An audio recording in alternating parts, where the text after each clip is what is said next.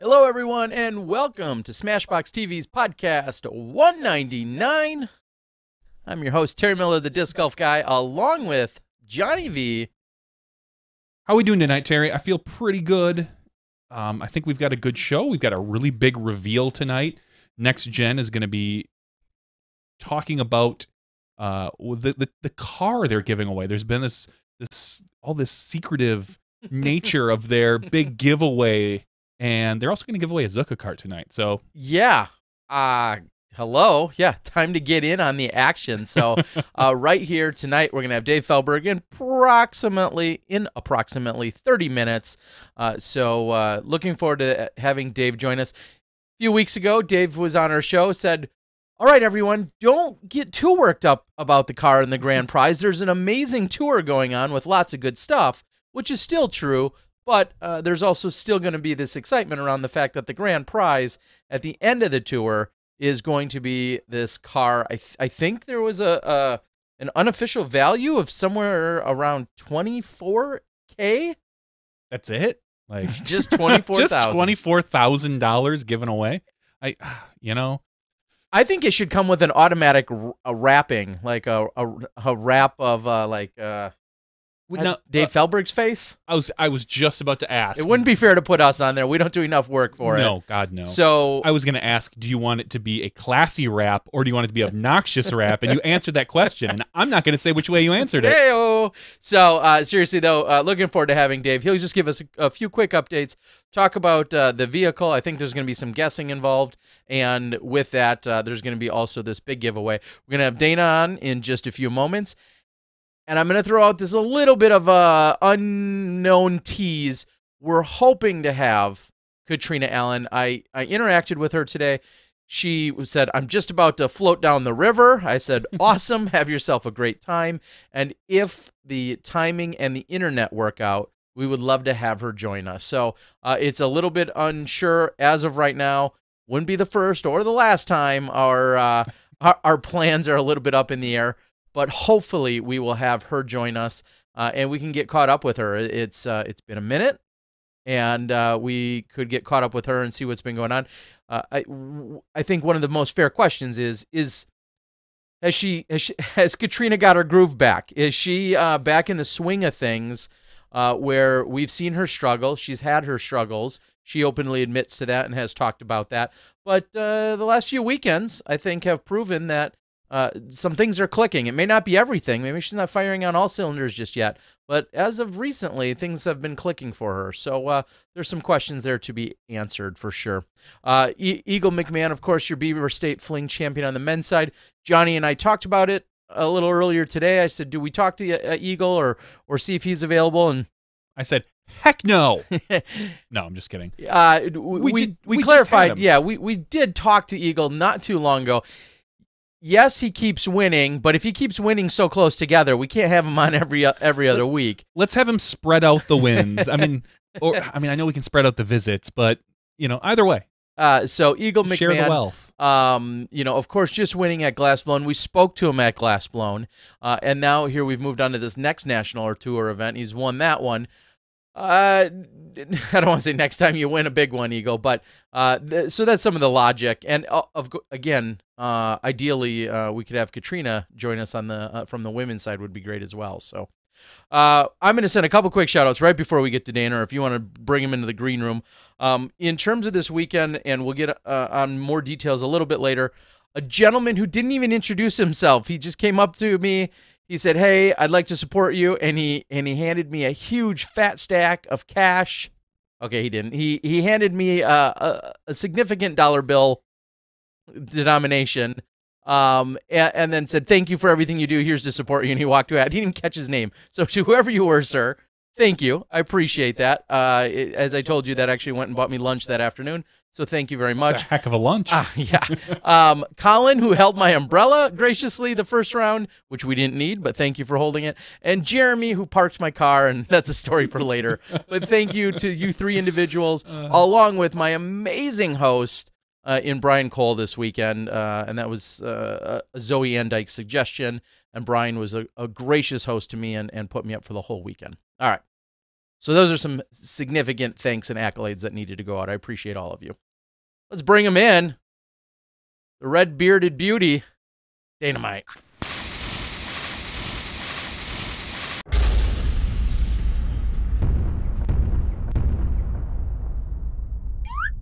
Boom goes the dynamite.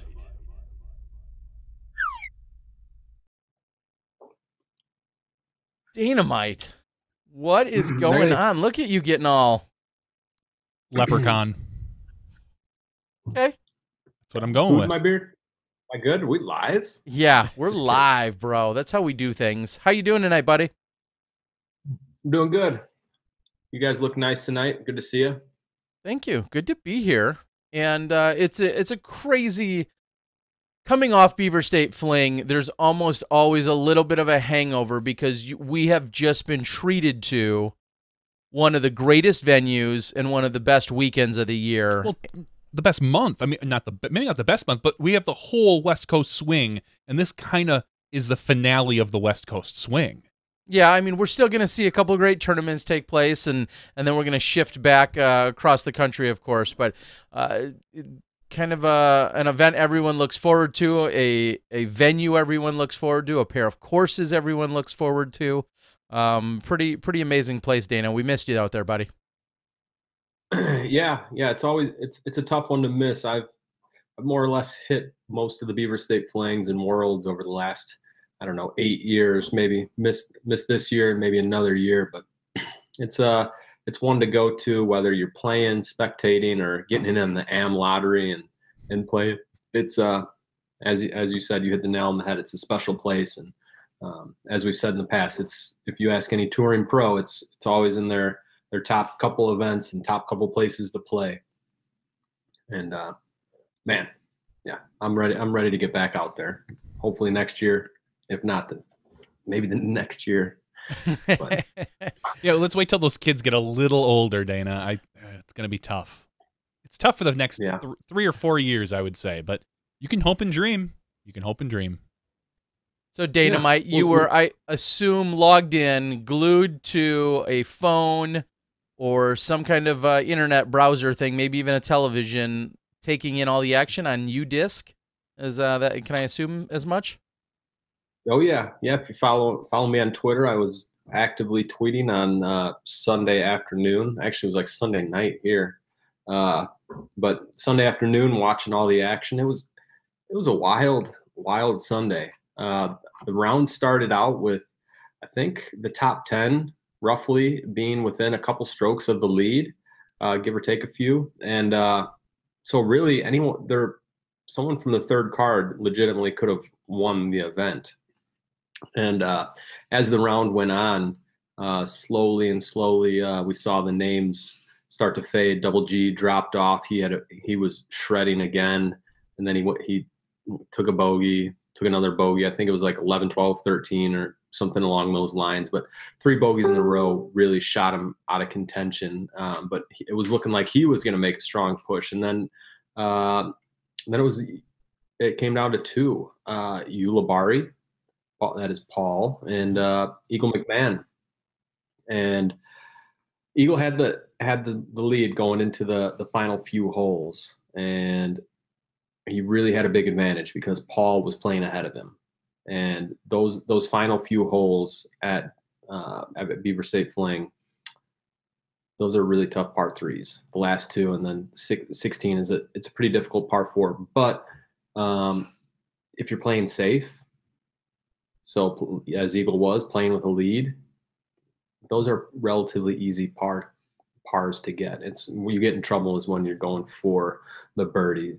But it really didn't. I was looking to 17 and 18, and Yuli couldn't get off the green on 16, and ended up taking a double bogey and shooting himself out of contention. And Eagle was able just to play that safe golf and finish up with another national tour victory. So, Dana, along those lines, I'm gonna stop you right there and just ask. You're watching, we're all watching, the fans are watching. Of course, UDisc, and we go way back into PDGA live scoring, kind of the predecessor to UDisc, of course.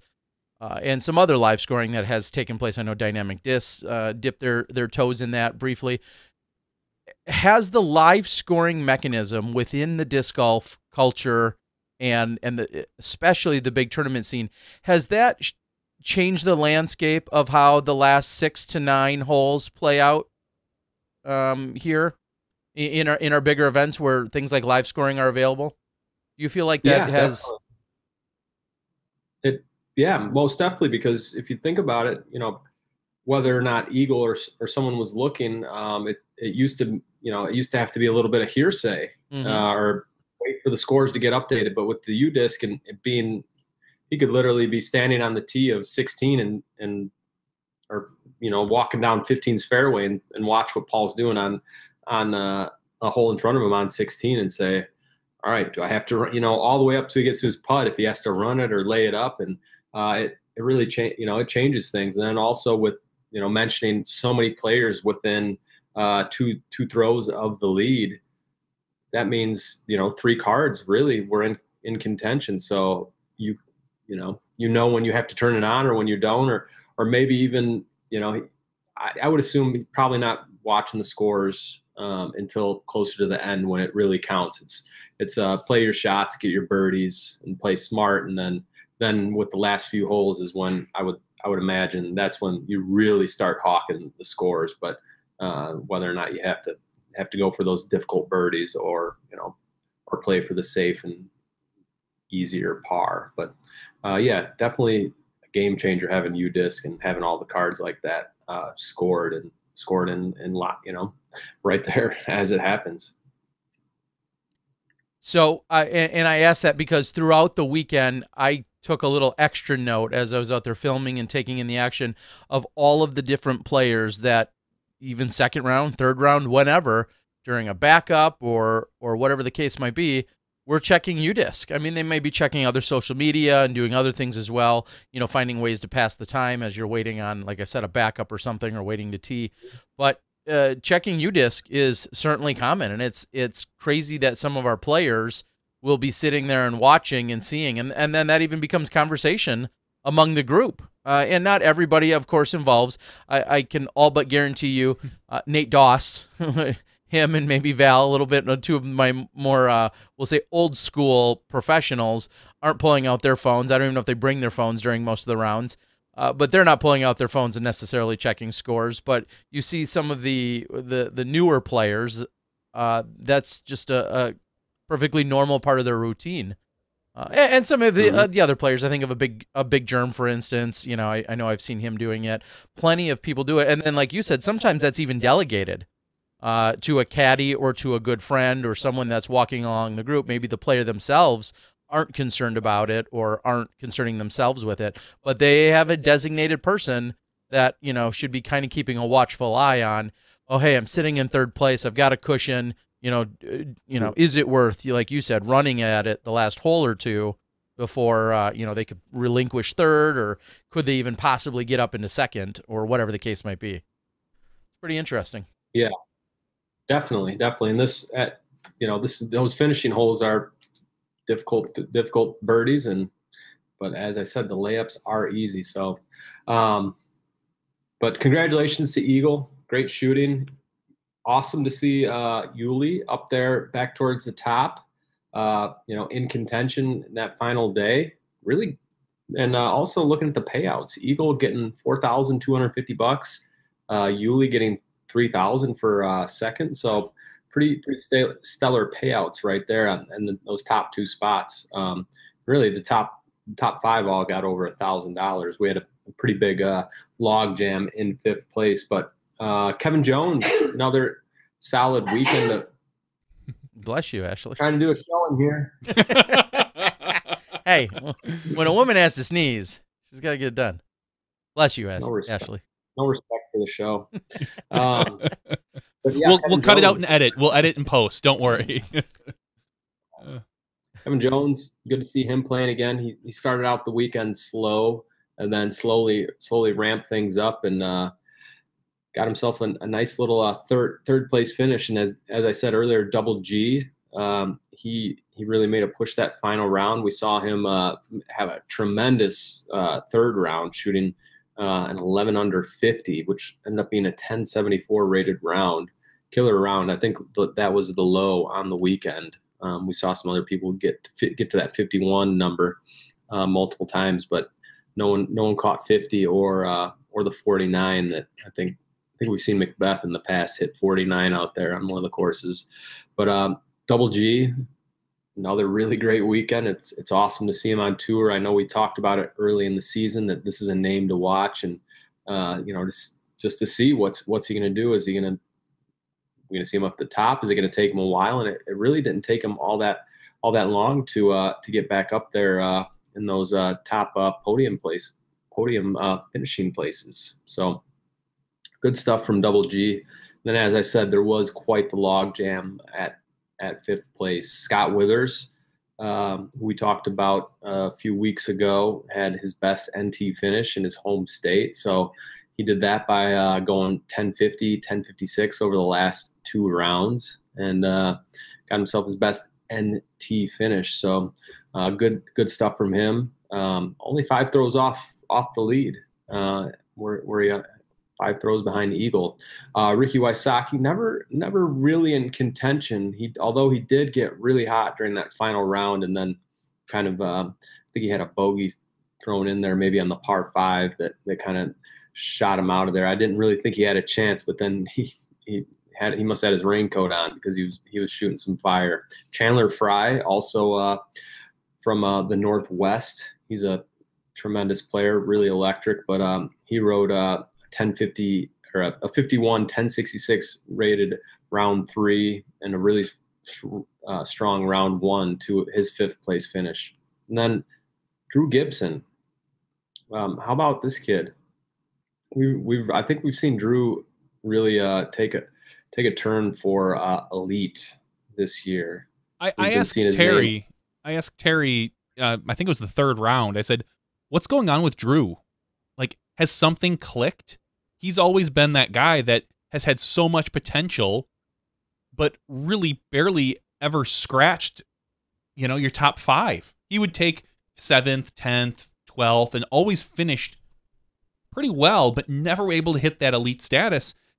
And it seems like this year he's been there almost every event. Is it? Do you think something has finally registered with him? Is it his putting? Because I know he's never been one of the world's best putters in our sport, but or has the sport maybe slightly changed where distance now is more valuable than putting inside the circle? That's a good question on the distance, because we have seen a number of golf course style events, but no, I don't think that's the case. I think it's more Drew, things clicking with him. He's found his process. It seems like, and I think for him, probably putting the disc in the basket when he has the opportunity is where we're seeing the big difference between like the 10th place and 15th place finishes in previous years to him contending for the wins now. I think at one point early in the event he might have had a 5 or 6 throw lead, but there's still a lot of golf to be played at that point. And unfortunately for Drew, he did end up in that 5th place finish, but definitely exciting to see. And him, Double G, couple not new, but couple names at the top that we haven't really seen consistently in the past few years at the top. They're definitely consistently at the top right now. Good stuff. And then also Simon, who I think I saw this. He's heading back to Europe, but Simon with another strong finish, 5th place. Not what he was looking for. Doesn't look like he ever really caught fire. Had a great 3rd round, but otherwise pretty average golf for Simon. And then we'll say, since we're there, Seppo, 1 stroke behind that 5th place log jam, finished in 10th place, and Paul Macbeth right behind him. Kind of surprising we saw Paul not have all that great of a 3rd round, and that's really what knocked him out of contention. And a little surprising not to see him storm back in the 4th round, which I think is what everybody was expecting. Maybe by the 4th round, I kind of wrote him off for the win, thinking I don't think he's going to be able to catch, your Eagle and Double G and Simon, which he caught Simon, but that was more Simon falling back to him. But I kind of fully expected about a 10 down from him. Just coming off like the Paul Macbeth style, coming into that 4th round and just running through the course to get into that top 3 or 4 position. And it never really materialized. No, and I think that's the course they finished on. That's where we've seen him dip into the 40s before in the past, because with Genius Hole, you can get the Eagle 2 on that one, and that's a relatively easy one for Paul. And then, you can even get the next one on that island. The numbers are escaping me, but I do want to mention Drew Gibson's tee shot. So, Terry, do you know what number the Genius Hole is? That's number 9.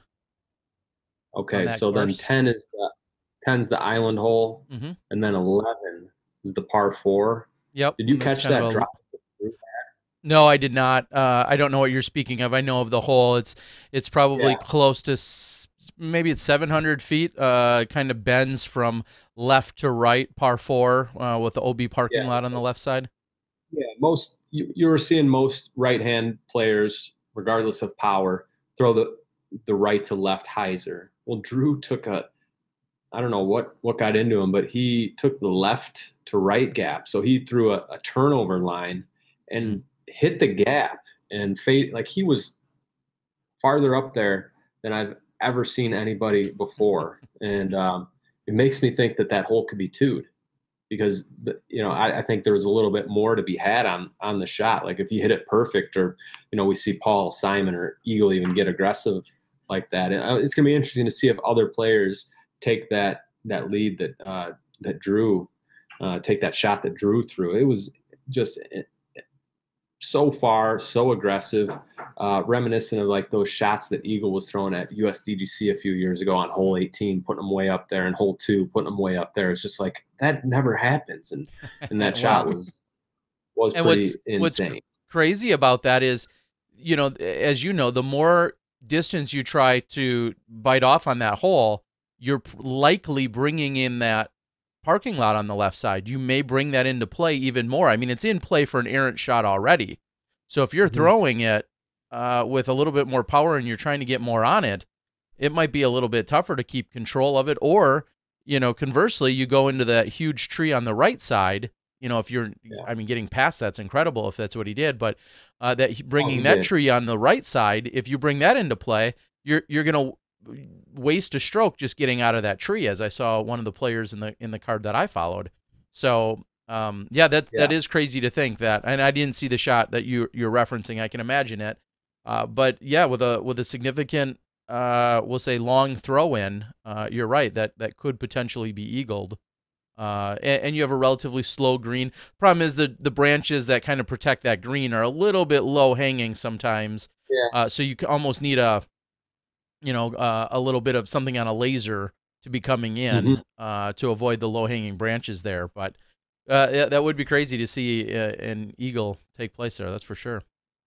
Yeah. Well, I'm calling it. Someone's going to eagle it next year. So, all right. Johnny, write it down. Let's well, I just wanted to say, I wanted before we move on real quick, I just kind of wanted to give one more shout out to Yuli. He's had a quiet year, but this is the event that, if you looked back through his history, people should have picked him. This seems to be an event he always finishes very well at. He's had, I think, a 3rd, a 5th, an 8th, a 2nd this year. He performs extremely well on these courses, and I think it's a comfort level. And maybe this is what he needs to maybe light that fire from being a 10th to 15th finishing guy, where he seems to be kind of hanging out, up to the more elite level that I think he should be or can be at. Yeah. And speaking of leveling up, we talk about Drew. I think we could summarize it and say maybe his putting's gotten better. I want to know who took over his Instagram account. I feel like there's a different tone to it. And I know he's been traveling with Will Schusterek, and they've been hanging out for the last few weeks. I think they've now parted ways, to continue the touring.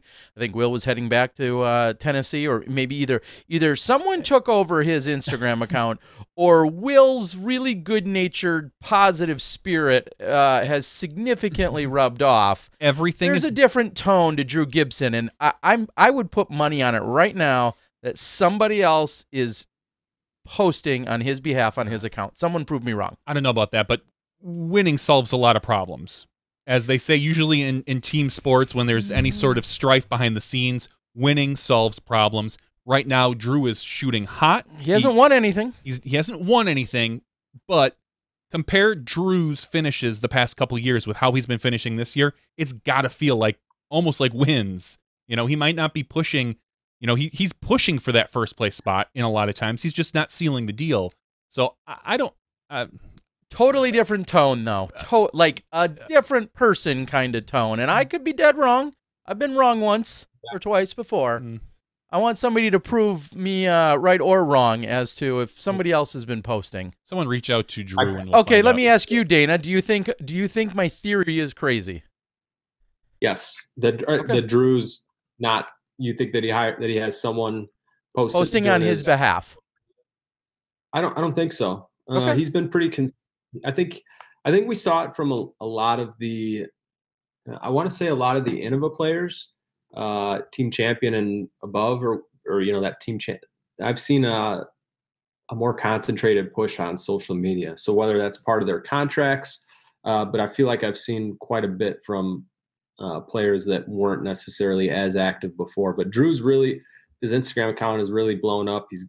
I can't remember what the number is at, but he's very active on there, and I'm quite sure it's him because I've messaged him a few times after some posts or whatever, and he's gotten right back. And unless it's someone impersonating Drew really well, I think that's him he's doing big the time posting. now. He's got a social media team, a couple assistants, someone to wash his cars. Okay. All right, let's talk about the FPO. Yeah. So Terry, you spent a lot of your time this last weekend with the women. What can you tell us? I was just so incredibly blessed, and I could have also mentioned them at the top of the show with some praises and thanks. Dynamic Disc, no surprise really. Dynamic Disc also stepped up along with the PDGA, but Dynamic Disc big time stepped up and said, we want to support your bonus coverage. We know you're there filming both the men and the women, and we want to support that. So huge shout out and thanks to Dynamic Disc for doing just that. So I got to get that out there. And first round, basically it was kind of worded that if I really wanted to get out there and get four rounds of golf filmed, I should do 2 and 2, 2 of men and 2 of women, which I ultimately obliged to, thought was great. So for the first 2 rounds, I went out and captured women's footage. And the first round was wide open because there was no one to film anything. Jomez and Central Coast were going to get rounds 2, 3, and 4 so that they could all provide next day coverage. And with the first day opening with 2 rounds, it's impossible to cover both of those and get them both out by the next day. So a first round, I just kind of I just looked at the groupings, and I saw what looked to be a really fun group. It had Zoe Andyke in it. It had Paige Bjerkes. It had Paige Pierce, and it had Kona Panis. And I'm like, I don't think they intentionally stacked any cards. That looks like a great card. I'm going to go follow that card. It was a lot of fun. They played opposite of the men's rounds. So keep that in mind as you're watching the footage. They played, of course, the same 2 courses, just in opposite schedules. So they opened on the East course, and ultimately 3 out of those 4 women found themselves on what was the FPO Chase card, which is what I went and followed the second round. So you had Paige, Kona, and then I think actually Zoe and Lisa might have been tied, but per PDGA, Lisa got the bump and joined the card. So you had 3 out of the same 4, and then we had Lisa, who's obviously a phenomenal player as well. And I filmed that round on the West course. So I felt like that day I got plenty of golf, plenty of walking in, and I think it's fair to say Paige wasn't unstoppable. She made a few mistakes. Paige Pierce, this is. I don't feel like she played fully to her potential, and that can be said because you found her on this chase card, and it was a very well talented, stacked FPO division. But Paige Pierce still outside the top 4 is not something most people would bet on after the first round. And but their group, and Paige Pierce said this multiple times.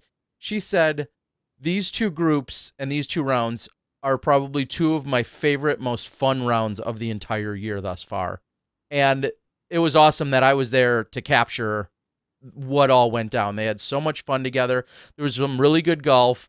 The camaraderie, the sportsmanship, all of that was there, and then some. There was rain, and then there wasn't, which is every round out there, it feels like.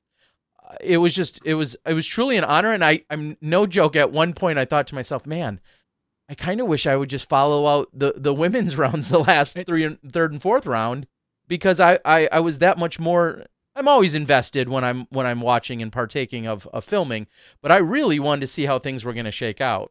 But I went and followed the silly men. I'm not gonna lie.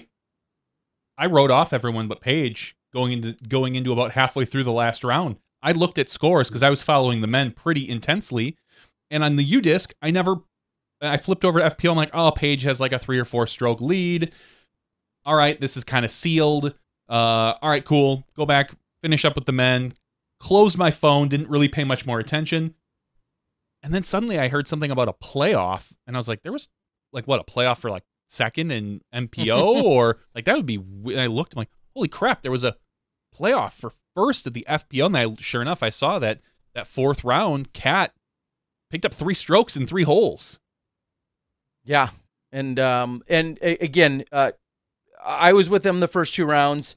3rd round, FPO lead card was Jomez had covered them, and then 4th round, of course, they were there.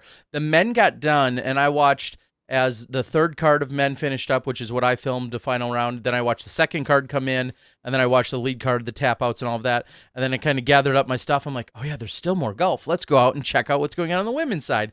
I ran over there, and by the time I got there, they were throwing their approach shots on 1, and this would all be great conversation if we get Kat tonight. But they were throwing their approach shots on 18, on their final hole of the tournament, and I was there just in time to see Paige with a long lunging jump putt that went 15-ish past the basket, and I saw Kat off in the kind of on the fringe of the circle's edge, and she got up there and she missed that putt, and then Paige ultimately had about 15 feet and hit chain, and it fell out, and then I really had finally like wrapped my head around what was going on. Sure enough, that was the difference to ultimately force a playoff. And Katrina, who's now won this event 3 times, 2 of which have been a playoff on hole 1. And it ended, Paige ultimately had a putt to keep things going on hole 1. It was obstructed, and it was a low branch, and it was a straddle putt. Certainly a makeable putt, but she didn't convert there either. And so all she wrote, and Katrina again slays the Milo courses and finds to only be the 2nd woman of the year to take down Paige Pierce. So in dramatic, crazy, exciting fashion. What? So, well put. Well put. Sorry, yeah. There's your wrap up. Thanks, Dana. Yeah, no. So Dana, I'll get your opinion on this. Yeah. What's wrong with Paige? I know it sounds silly to say this. When she takes 2nd place, and I don't want to say that there's anything particular, but her circle 1 putting rounds 1 and 4 was bad, like not good. Yeah. Do you see anything coming from a guy who we've seen struggle circle 1 putting? I haven't seen you struggle. Just saying, I saw it once. What do you think's going on? Do you think it's a monkey on her back at this point? Is it a form issue? What do you think's going on with her? I think it's just part of the season, part of a long disc golf season, ebbs and flows, and her game is her game, everybody's game, changes, and it even minor little things, and I think that right now she's just on a little bit of a downswing on her putt, specifically those shorter range 15-foot putts, because we've seen her miss quite a few, and then also I've seen her in the past miss some of those 15-footers that have meant something. But that's everybody. If you're in contention, you're not, you don't make every single shot. MJ didn't make every single shot for the win. LeBron, whatever it is. But Paige, I think it's just part of the sport and part of the ups and downs of a long season. And it'll be interesting to see how she comes out of it, because as you mentioned, as someone myself that has missed a lot of inside the circle putts, it can add up. So I don't expect that to happen with Paige, her being arguably one of the greatest female disc golfers to ever play. She's going to be okay. I think she's going to figure it out. And it's a long season, and she had such a tremendous start to the year too. And it goes back to the whole U-disc thing too. We know exactly, we essentially know all the putts she made, all the putts she missed, and we weren't as into, we saw the Pro Tour events last year, but we weren't as in tune as we are now with U-disc, and then the women's coverage getting more of a spotlight and at the national tour, and then the Pro Tour events. So we're seeing her on camera a lot more, and I think she's gonna be okay. Is what I'm getting at. But I agree. I don't think she's gonna fall out of the top 3 or 4 anytime soon. I'm just wondering if she feels like, and this is maybe a question for her, if she feels there's a monkey on her back, or that there's something, a hitch or a glitch in the matrix that she can't. I've said before in the past, Paige has 2 weaknesses, and they're kind of tied together. One is not playing aggressive. Anytime she feels like she's not playing aggressive, she seems like she's making mistakes because her game is aggressive. And I'm wondering if that's what's going on with those 15 to 20 foot putts, that she's not as aggressive on them as she should be, and it's causing her problems. I don't know if the 2 are tied or if they're 2 separate beasts to slay. Yeah, well, it'll be interesting, and I think to really drill it down, not to harp on her by any means, but to drill it down, it seems like the ones that count the most are really her kryptonite. The 15-footer, I feel like if she's got a 2-stroke lead or a 3-stroke lead on that final putt, that 15-footer, I feel like I would, if I'm a betting man, which I am, I think she's making that. I think the 15-footer that counts for the win and has more on the line, those seem to be specifically part of her kryptonite or exclusively. And it's interesting. I mean, a lot of people on the board, we can all, we now have things like U-disc to back up theories or thoughts as to what it might be. And someone like Paige, whether she's a stats person or not, someone can look and be like, okay, here's where, I'm 28th in this, in this particular stat. Here's something I can specifically work on in the off season, whatever that might be. So Paige might be able to take advantage of just that. Yeah. And I'm sure she knows. We don't need, we're 3 guys sitting around in front of computers don't need to tell her that she struggles with inside the circle putting. She knows, but unfortunately that is our job. Yes. We are here to analyze and talk about the events and the people and what they do and don't do well. And unfortunately, as we're seeing, Paige is struggling inside that circle. The question is, can the rest of her game make up for it to keep her winning, or does she need to seriously sit down and address the situation? So I don't know. All right, Dana. Dana, let's talk real quick about one more event. We had the KC Wide Open this weekend. Let's run through our KC Wide Open results. Yeah. I did want to give a shout out to Val, who played really, really good disc golf. She ended up 3 strokes out of that first place tie. So shout out to Val. Nice shooting. I saw her post on social media. She said she finally was feeling comfortable with all parts of her game. So, hey, this second part of the season, we don't know how much we'll see Val out on tour, but hopefully we see her at some of these big events and see if she can, maybe be the 3rd person to beat Paige this year. Yes, Kansas City Wide Open. What another great event.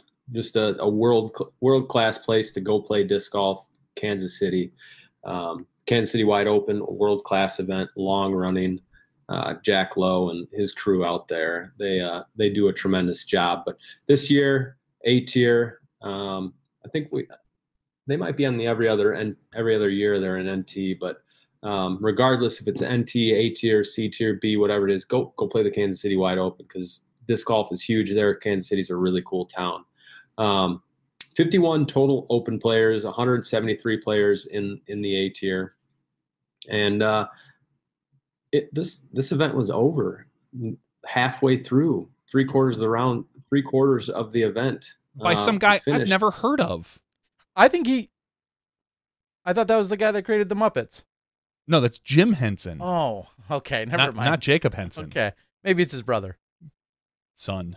No, Jacob Henson, South Haven, Mississippi. So he lives, that's right across the border from Memphis. Man, this kid came out. I'm pretty sure he's a Prodigy sponsored player. Younger. He absolutely shredded. He came out day one, first 2 rounds, 10:59, 10:56. So he had a pretty darn good lead going into the 3rd round, where he popped off at 10:30 and just distanced himself from the field. And this was a pretty strong field too. Man, he finished in first, $1,250. Really great shooting. He's 987 rated, taking down the A tier. Kind of makes me think back to Andrew Presnell, the Pretzel, when he won the Kansas City Wide Open as a relative unknown at the time. Was that last year that he won that, Terry? Yes, that was last year that Presnell won that. He won it as a 997 rated player, and he just kind of stomped on the field too, beating a really stacked field, including Jeremy Colling. And but anyways, Jacob Henson, good stuff from the kid there. Finishing in second, we saw Nico and Ron Converse tying. They were at 26 under, Jacob Henson 33 under. So Jacob kind of cruised to a 1,009 rated final round. He definitely had some strokes to play with, so I imagine he was probably feeling confident and playing nice and easy. So good stuff there. Ben Calloway and Andrew Presnell finished in a tie for 4th. On the women's side, Jen Allen, she dominated. Come on now. I can't even count how many strokes she won by, but she won. 34. She played really good disc golf. Well, you're a better mathematician than me, Johnny. She went 944, 971, 967, 961.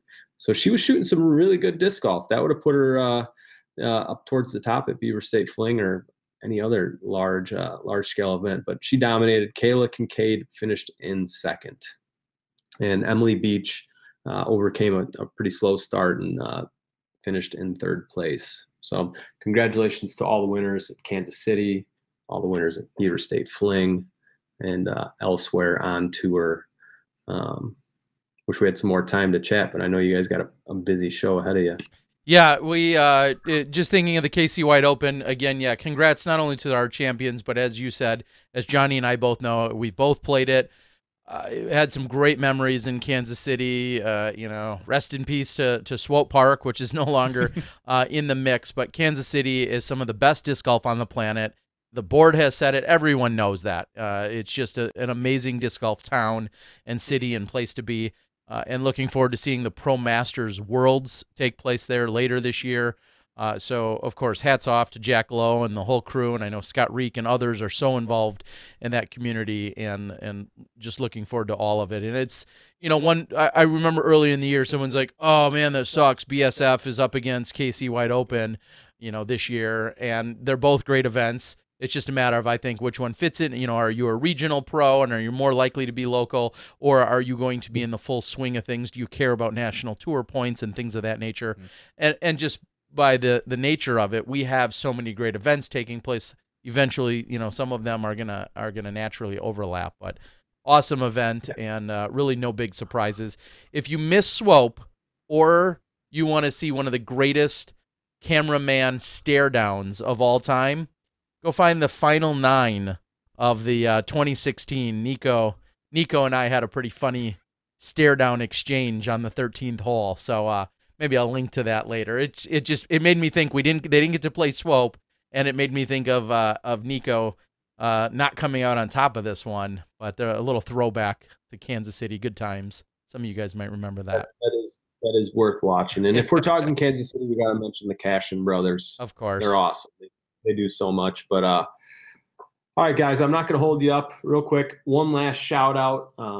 The Brewster Ridge Open. Mm-hmm. Steve Brentz took it down.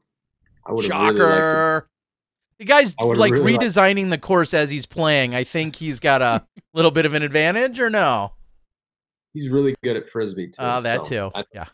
That's where the advantage comes in. But nice little warm-up for Worlds for quite a few of those New England players. So is this a nice chance work. Steve Brinster takes down another major? Is that something to ponder as Worlds we lead into Worlds in a few months? Something to keep in the back of your head. Helping do course design up in that area, familiar like none other, throws far, plays well. Plays well in heavily wooded areas as well. So I don't know. Keep Steve Brinster on your radar, maybe a little more than normal, since we don't see him at every big event around the country. That might be your little insider tip. All right, Dynamite. As always, we appreciate your enthusiasm, your excitement to be here, and we love having you, buddy. And looking forward to seeing that beard next week. You'll still have it, right? You'll have to tune in to find out. Oh, the cliffhangers. I tell you. Dynamite. Oh, what a great guy. All right. So good to have him. I've got Dave Felberg, who's going to be coming in a few moments. But yeah, some good golf taking place around the country this weekend. Jacob Henson. What will be great to see is Jacob a name that is interested in traveling, or is he? If he keeps shooting 1040 rated golf, I would answer yes. Or he could stay a little more local. I know Matt from Country Disc Golf said he has filmed him. I think more than once out there. So if you want to see any of Jacob Henson's action, I know Country Disc Golf has gotten some in the past. This is a legitimate question. I don't know if there was coverage in Kansas City this weekend. Maybe somebody on the board can tell us that might know. Hopefully there was some of this action was filmed.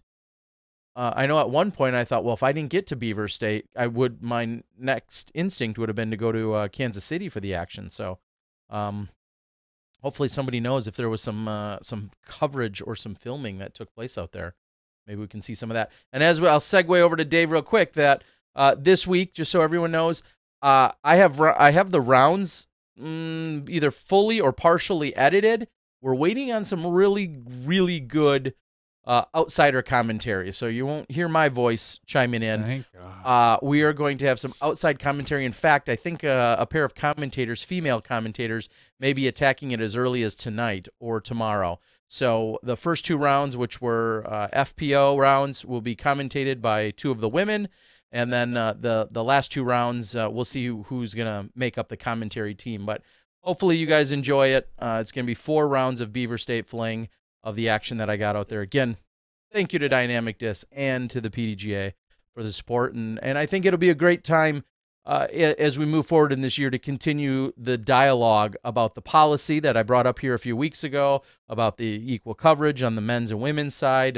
And I think all of this has been a really good learning experience to see where coverage is going to continue to take place. So, well, right. We have, while we get Dave all ready to go? All ready to go. We have a disc review from Disc Golf Nerd. Okay. So this will be a perfect time for us to play it. Take a look at the Latitude 64 Sarek. I believe their next one is going to be some other Vulcan. It's a Trek nerd joke. Anyway. Darn, I'm so mad I didn't get it. You missed it. Anyway, so we're going to listen to what Disc Golf Nerd says about the Latitude 64 Sarek while we get Dave on the line. So let's roll that. Okay, hit roll. What's up, Smashies? This month we're taking a look at the Latitude 64 Sarek. This is the Next Generation Disc Golf Edition, Sarek. These come in your Players Pack for all of the PDGA C-Tier events on the Next Generation Tour. You will also get a Gold Burst Ballista Pro. Beautiful discs for sure. These special edition Sareks are burst gold line on the flight plate and then moonshine plastic on the outer rim. So if you light that up, especially with a UV flashlight, they glow really well for Glow Golf as a bonus. Also, these have a little bit more of a dome top to the flight plate than some of the Opto runs that I have felt. The feel in the hand is great. It's a somewhat deep dish putter, but I dig it quite a bit. The feel of the plastic, the design, it just all feels really comfortable in the hand. Comes out very clean for putting and throwing. In flight, the Sarek is a very smooth flyer. It's very straight overall. I really like the feel of it. Something that you can put on a little hyzer, let it stand up and fly super straight. Good glide, especially in this run. Generally, a lot of players don't like premium plastic for putting, but this particular disc is very intuitive, very point and shoot. Felt really good coming out of the hand, and I made a lot of putts when I was out testing it out on the course. Really great flyer. I ultimately liked it best for putting and approaching, but it does work really well off the tee. As you can see in these flight demos, James is putting good energy on this disc, and it flies really nice, stands up. It's very straight overall. It doesn't want to really veer hard left or right, but it will hold different release angles for a smooth turnover or a soft hyzer, holding mostly straight overall. Really intuitive disc, very easy to figure out how to throw it, and I really enjoyed testing it. That's my review for this month. Big thank you to Smashbox for having me be a part of the show. If you'd like to check out any of my other content, just search for Disc Golf Nerd on YouTube or Google, and I'll check you later. Cheers. All right, and of course, thank you to Disc Golf Nerd for the review. It cut out halfway in, so I didn't get to hear all of the juicy details. I'll have to go back and watch that later. But again, thank you. I ran into Disc Golf Nerd out on the course this weekend. He was taking in all the action. So thanks for everything you're doing for us and for the entire disc golf community. And I think we are pretty good to go in having Dave Felberg all lined up. Awfully fitting that we had some discs that are featured in the Next Gen Players Packs. Now we've got Dave for some Next Gen updates. Let's bring him in. What do we got, Dave? How's it going, Terry? Good, good. Everyone just got done seeing a little bit of the review of some of the discs, but we've got cars to talk about, giveaways. What's going on, Dave? Yeah, well, we're doing car. I wanted to tell you that I'm throwing that Ballista. It's in my bag as my go-to driver. It's a pretty good players pack this year. I'll tell you that. Sweet. Yeah, so we're going to reveal the car tonight, and then I just want to talk to you about a few additions we have to the tour to give people some more chances to make it to Phoenix. Okay. Now, right now, the way things have been set up, let's get everyone on the original page, which is a lot of event qualifiers that have then eventually moved you into a regional, then that brings you into a national championship. That's kind of been the process. Right, and what we realized is, like I said, this is an ever-evolving tour, and we keep our ears open, and it seems to be that even though we're growing at a pretty good pace, we are actually up about 60% this year, but we wanted to take the feedback of people saying, I still can't commit to the 3 events. I really want to go to the Nationals, and we found that a lot of the best amateurs weren't participating because they couldn't commit. So what we've decided to do is have the regionals now be called premier events. They'll still have $160 players package, $28,000 purse, food, video, the whole 9 yards, and they'll still be PDJ B tiers, and they're huge. Be the biggest probably amateur tournament in your region for payout wise, but only the top 3 will get into the national championships from that. And now the top 7 best performances in the region the whole year, all qualifiers and premier included, will get you an invitation to the Nationals. So right now, if you go to our website, you can see we have everything ranked. It's up there. And you can look and say, okay, well, to make the Nationals in my region, I got to shoot a 952. So you can go to any qualifier and say, okay, if I shoot 953, I'm getting an invite. Okay. And what we've also done is, the reason we've done this is that we want to give everybody in every region the opportunity to qualify for 9 or 10 months, not just certain regions. We also wanted to introduce our sponsorship Disc Golf Center as our exclusive online partner, and with their $25,000 additional sponsorship they gave us. Wow. We wanted to be able to give this to the players. So those best performances, the top 7 in your region, will get you an invite to the national. But now the virtual, we have the whole nation, right? Well, now within your region, the top 12 to 15 in each Saint, Knight, and Gladiator will have a $3,500 per region, $3,000 to $3,500 per region from Disc Golf Center, $25,000 total payout for free. You don't even have to pay to enter. We'll keep track of it. If you finish in the top, we'll send you your voucher at Disc Golf Center. And that kind of answers a lot of people saying, hey, Dave, this is a Latitude tour. We know you're all about Latitude, which we are. But we wanted to tell the Innova and the Discraft and the MVP kids and the Project kids, hey, we've got $25,000 here and payout that you can get anything you want. So we want to show that we want everybody to be involved and try to eliminate any reasons you could come up with for not wanting to be a part of the tour. So you're an idiot if you're not there. Just say it, Dave. You're an idiot if you're not playing in this and you're eligible. Right. I'll say it for you. Now, my best way to put it is, say you're a Saint and it's in September, October. You can go look and say, okay, in my region, I could get $300 if I shoot 832 today. I think I'll go to that qualifier and shoot 833 and get the payout that day, the trophy, and get myself a new basket from Disc Golf Center. Yeah, I think, darn it, I'm not eligible, am I? No. I keep thinking that I am. My rating's below, but I'm not eligible. Is that right, Dave? That is right. You got to talk to the PDGA about that. I know some of those people. I should talk to them. So really the biggest takeaway here is you're giving more opportunities for more people to come play. Not only do they have the opportunity to win stuff that maybe isn't just specific to one sponsor, which is great, but the fact that there's just more opportunities for more people to get involved, and then that's going to overall make for a more inclusive finale as well. Last year, the finale had how many people? 72 people, 84,000 payout. I know Ledgestone claimed they had the largest payout this week at 60,000 for amateurs, but we paid 84,000 last year to the amateurs, 72 players, not 500. So how many ultimately are going to be able to still be at the finale, though? 76 this year. Okay. So so there's clearly still going to be some exclusivity into making it into that finale, and that you're a premier player or you've done something above average to be there. But along the way, if you fall just short of getting there, there's still an opportunity to win a ton of stuff. Right. I mean, there's going to be the premiers are going to be the largest events in your area. Like I said, 28,000 in prizes, 36 carts. Alone given away at the event, $160 player packages. It goes on and on. But the qualifiers, just think about it. You go to a qualifier, you play, and maybe say in October, it's a C tier, you get points. You get a $50 player package. You win a $50 certificate.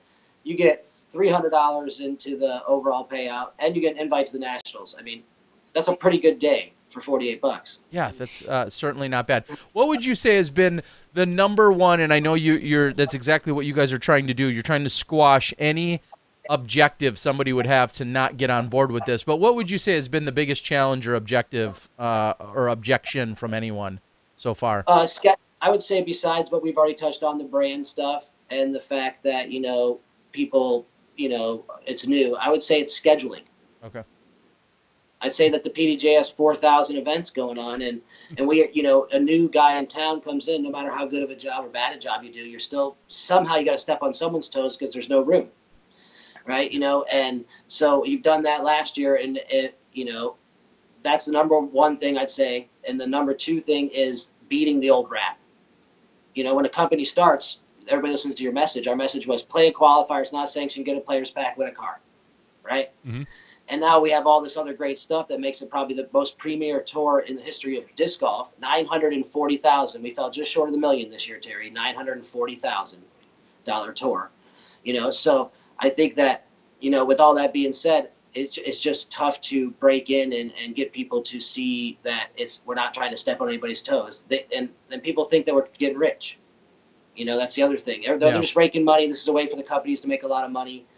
And no, that's not the case. All these companies are losing money that are involved, probably. They're all doing it to grow amateur disc golf.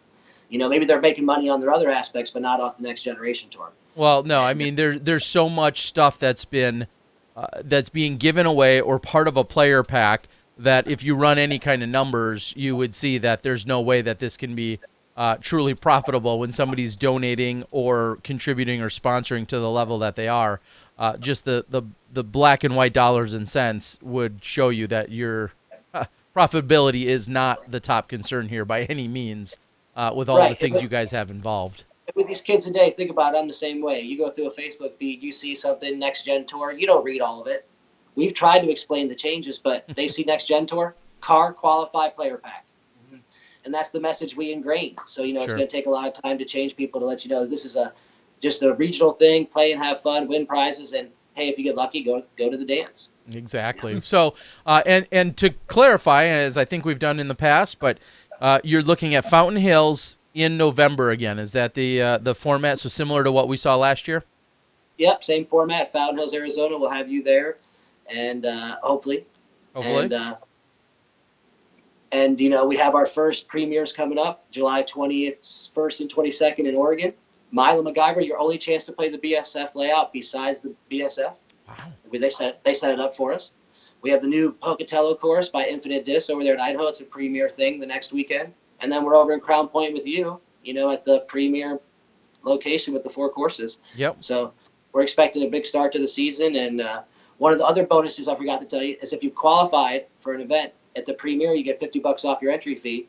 So you get $100 instead of $150, and you still get the $160 player pack.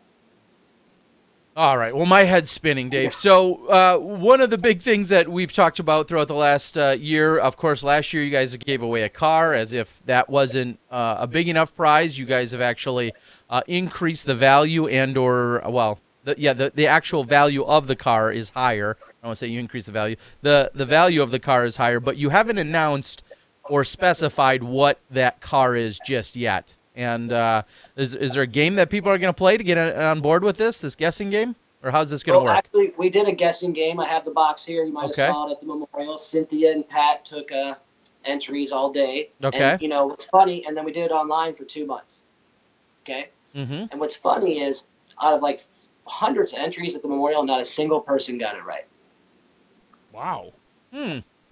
Right? But out of the online thousands, 19 people did get it correct. All right, so we're giving away 19 week-long vacations. No, but I do have 19 names in here, and if you look, I'll move my phone. I have a brand new Zuka cart right there. Next gen branded Zuka cart. Beautiful. Zuka, of course, huge sponsors of the Next Generation Tour and some of the other tours that we're seeing. Of course, the National Tour, the Pro Tour. So, Zuka, thank you for all you do for disc golf. Lots of different initiatives. Thank you. This is the Synergy Art cart from last year. She's got a new one coming out. Wait till you guys see the new one. It's off the charts. She actually put some of her custom art in it. This one's got her design, but the next one has actual art. Kind of, Cam Todd did his art, but it's got her art, and it's pretty sweet. All right. Can't wait to show you. So I think this year's cart, just as I know you always want my feedback, this year's cart should have an attachment so that it could be pulled behind the brand new car that they win.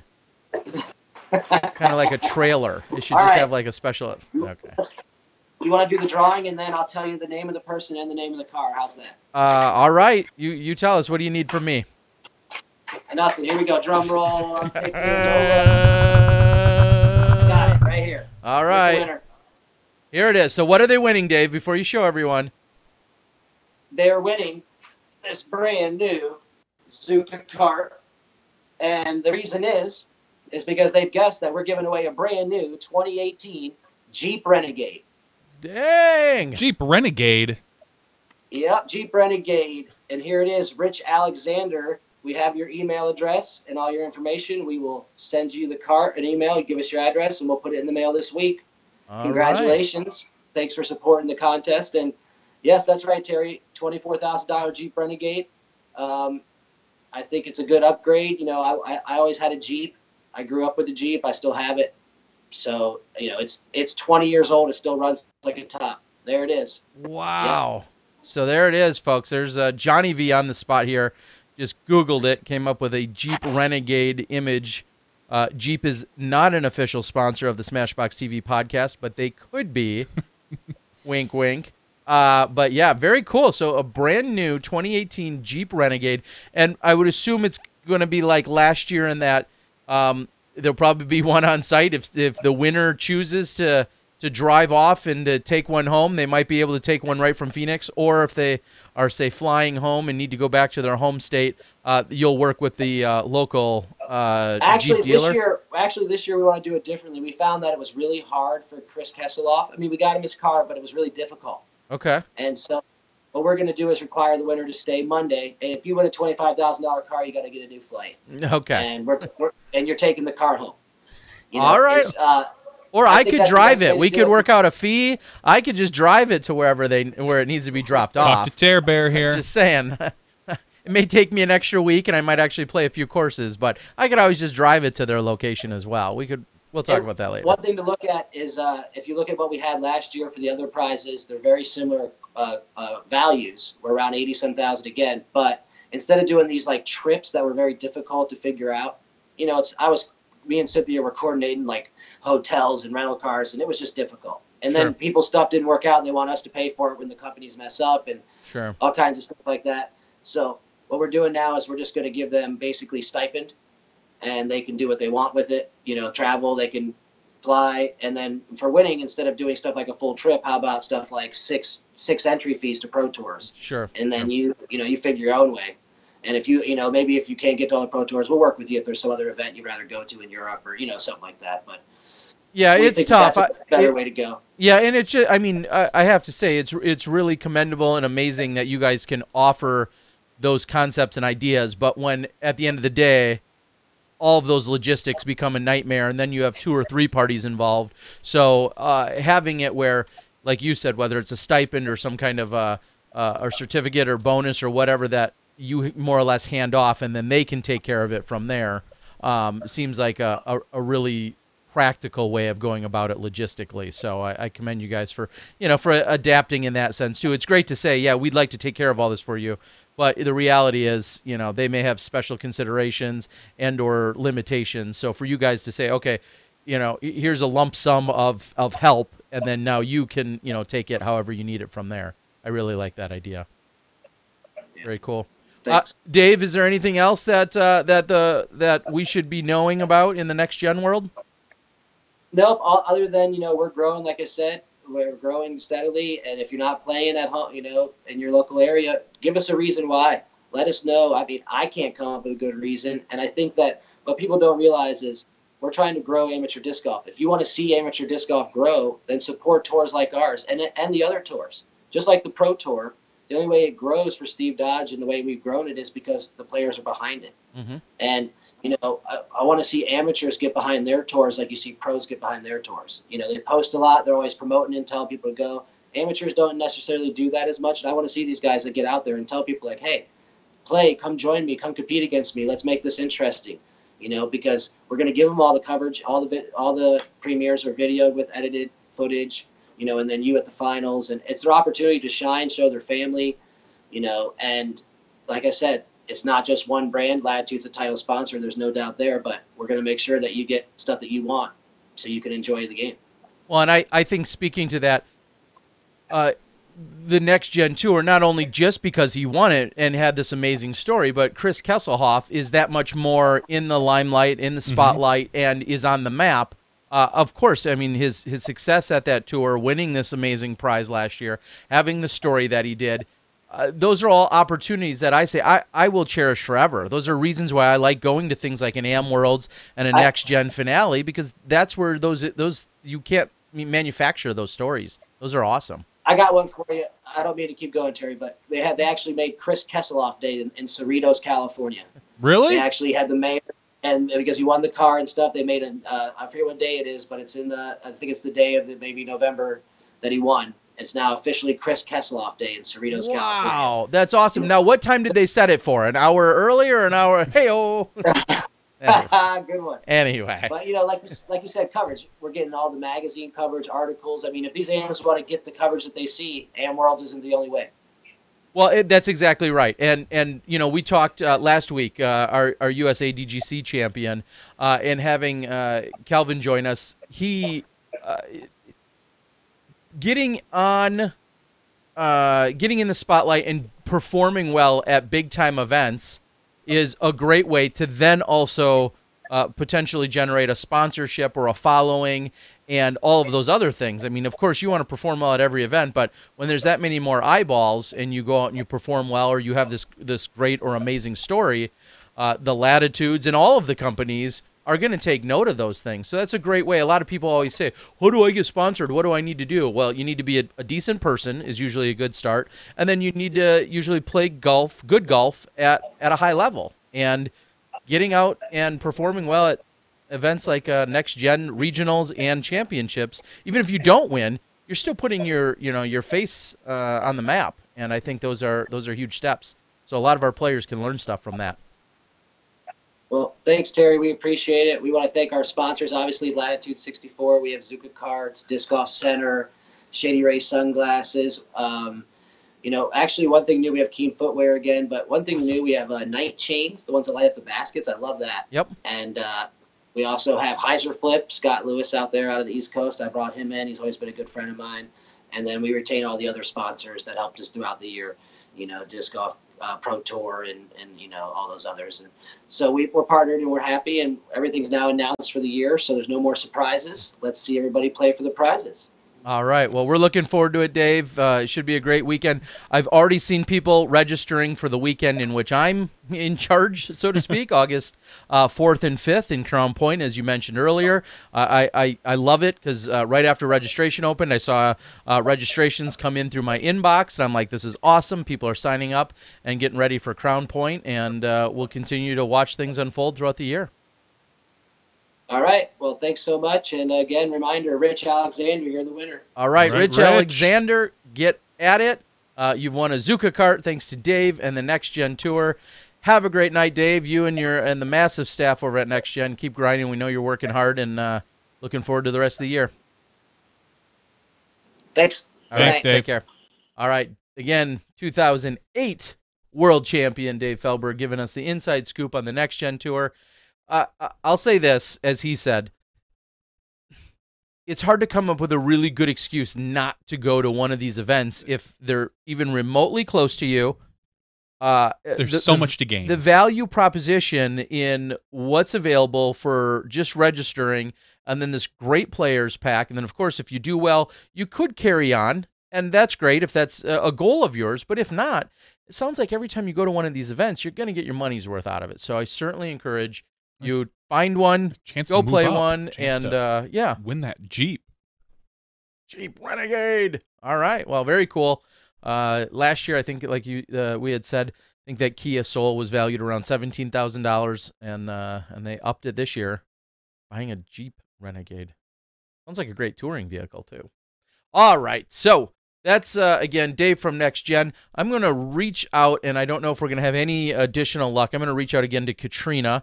As I mentioned earlier, she said that she was going to be out and about floating down the river, but if she had service and signal and the opportunity to join us, she said she'd love to. So we'll see if we can make that happen. See if they got Wi-Fi of them floating down the river. Wow, do a little interview, a river interview. I'm going to say this. We've never done one on the water. No, maybe not. I will say, my gracious host, Brian Cole, this weekend, thanks again, Brian. I was on his internets, and this sounds a little techie and dorky for some, but I logged onto his internets to do upload a few things and to shift some files around, and he had 100 by 100 internet, and if you know anything about video or upload or massive storage, 100 by 100 internet is a thing of beauty. Let me tell you. I keep telling you, we have gigabit connection here in town through AT&T. I don't have it. It's still like a mile or two down the road. It has not reached this far yet, but I believe you have it in your city. It's unfortunately a 2-year contract. There might be data caps, which I don't think you'll hit personally, but you could very well have gigabit connection at your house. Oh, well. Looking for a sponsor for my gigabit connection at my house. You'll get videos faster, and I may not have to sit next to Johnny V every week. So if you love me, not sitting next to Johnny, I would be willing to just stay home and do the Tuesday nights from home because my internet would be that much more robust. And I guarantee you this: if if I had a sponsor for my internet connection, I would be putting out not only more videos, but I would also ultimately probably work on an extra podcast or two, which require a ton of video or audio upload. Huge amounts of bandwidth for that. All right. But anyway, I do want to get on top of getting my office in place. I want to have my own little audio video studio. I've got a great room for it. I just need to get all the discs out of it. Blah, blah, blah. I've been saying that for years, though. Blah, I have so many discs in right there. after you clean out your storage. That's pretty clean. That's clean and organized. I just can't fit all of the discs, the thousands that are in storage. I can't fit all of the discs from my office into my other storage because then there'd be just too many. I need to move some discs. I have way too many. Anyway, let's talk real quickly. There's not a lot of PDGA news. Oh, there's some. But there's one thing I want to ask you your opinion on. Oh, good. Is there any argument that Eagle is the best player on tour right now? No. The best player in the world right now? I don't. I made the argument a couple weeks ago. I said, hey, Eagle's been playing great. At the time, he had 2 NTs under his belt. But I wanted to see him go through some of the more wooded courses. It doesn't get much more wooded than Milo. Other than MVP maybe later in the season, I can't make an argument that says he is not the best player on tour right now. I don't know how you could. I mean, what's there been? 4 NTs, and he's won 3 of them. He just missed, what, GBO? The only one he didn't get? No, I think he won got GBO. He Masters missed Masters Cup. Sorry. He's won 3 out of the 4 NTs. He was in contention near the end, I think, just back to Memorial right after winning the NT in Vegas, and then at the Memorial just a few days later, he was in contention there. I haven't checked all of his Pro Tour.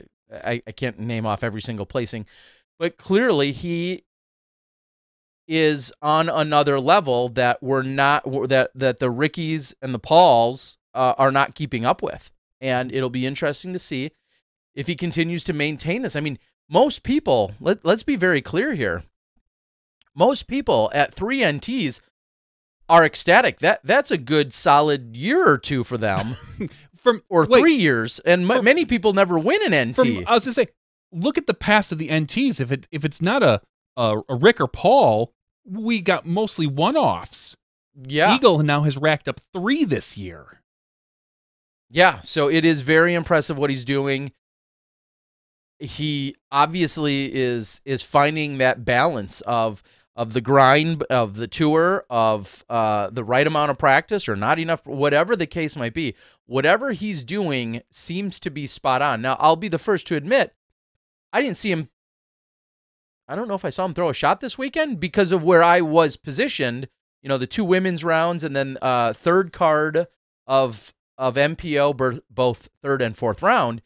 So outside of the final hole of the tournament, I didn't see him throw a shot this weekend. But clearly he is doing damn near everything right to be besting who he is at all of these events. He's doing things right. Dad's he's enjoying it. I was gonna say, Dad's drunk has been fighting. I wouldn't even call it the good fight on the board about why is Worlds so much more valuable than any of the other events any of the other majors we have. And my argument was partially it's steeped in tradition. Mm-hmm.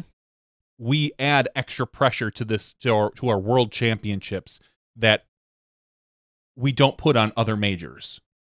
It is still a notch above every other major because you get your own disc, because the payout usually. And part of it is Worlds has existed long before there were majors, before there were NTs, before we had a Pro Tour. It was the one event that everyone gathered at, and you wanted that particular one before USDGC. Before, we saw these huge things. And so that was designated the World Championships. And you can make the argument now that it's really not much different than USDGC, than the European Championship, than any other major, any of our singles majors, I'll say. but there's still that added pressure because we put it there.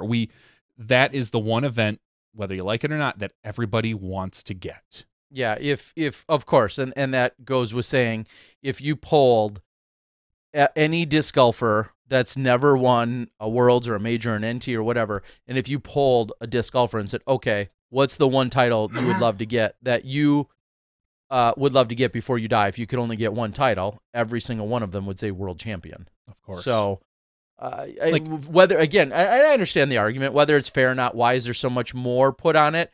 For all the reasons you just said, and then some.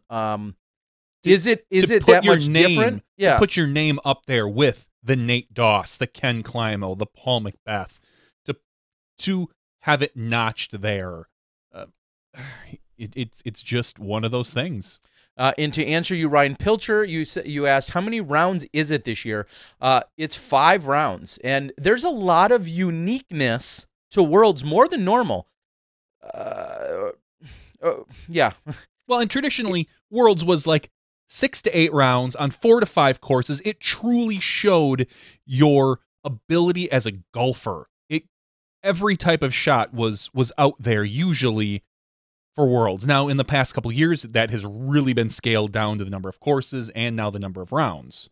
And not only has it been scaled down, but the courses have gotten that much tougher, which goes into the time of it. When you're playing 6, 7, 8,000 foot courses, as opposed to now playing more of the 8 to 9 to 10,000 foot courses, there's time constraints, there's fatigue constraints that weren't there 5, 6, 8, 10 years ago. And that's just a transition of where we're going with golf.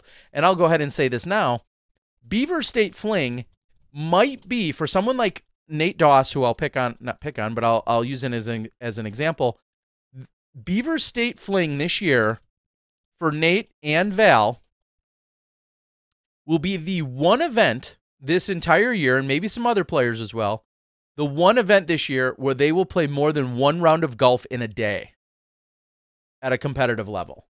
And so and what I'm speaking to is that's just a transition of where we've come from and where we're going.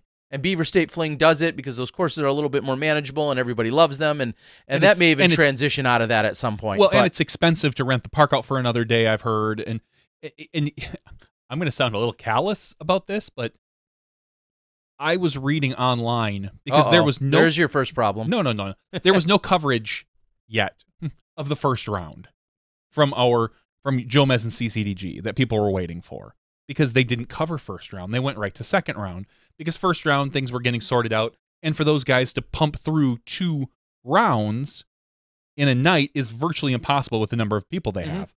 So people were like, oh, this really sucks. I understand why. It just sucks that I don't get to see another round of golf here at this NT.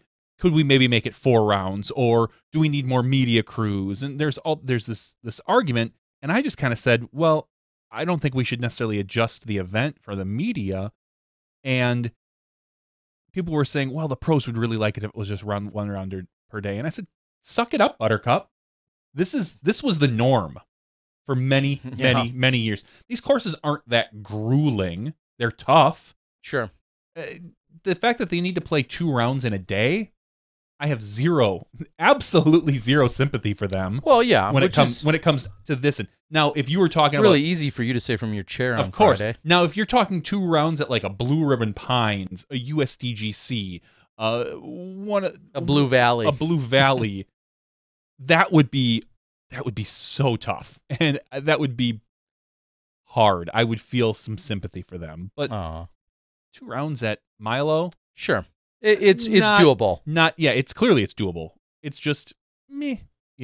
I don't necessarily think we need to be changing this event. It is kind of, again, it's another uniqueness with this event that you have to perform for the entire day, 36 holes in one day. Well, and I was going to try and look smart. We know how that goes. 8,500 feet for the west course, and I was just going to look. I'm guessing the east course is roughly the same, within a few hundred feet, if I had to guess. And the other course, I'm reading the 80. Does it also say 8,500? 8,596. So you're looking 85. Now that's considered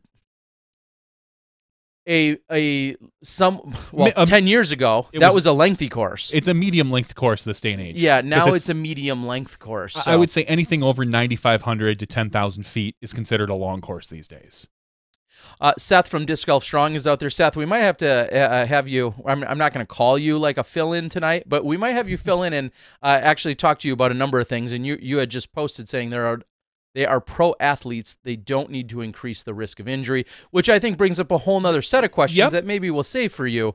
So we'll let that one stew a little bit. But there is a conversation there about their time, their energy, their efforts they're expanding, all of those things that go into 1 day versus 2 days, or 1 round, versus 2 rounds, and so on and so forth. So hold that thought for now, Seth. It is interesting, when we talk, we are getting, and I'll say we in the media component of this now, we're getting spoiled.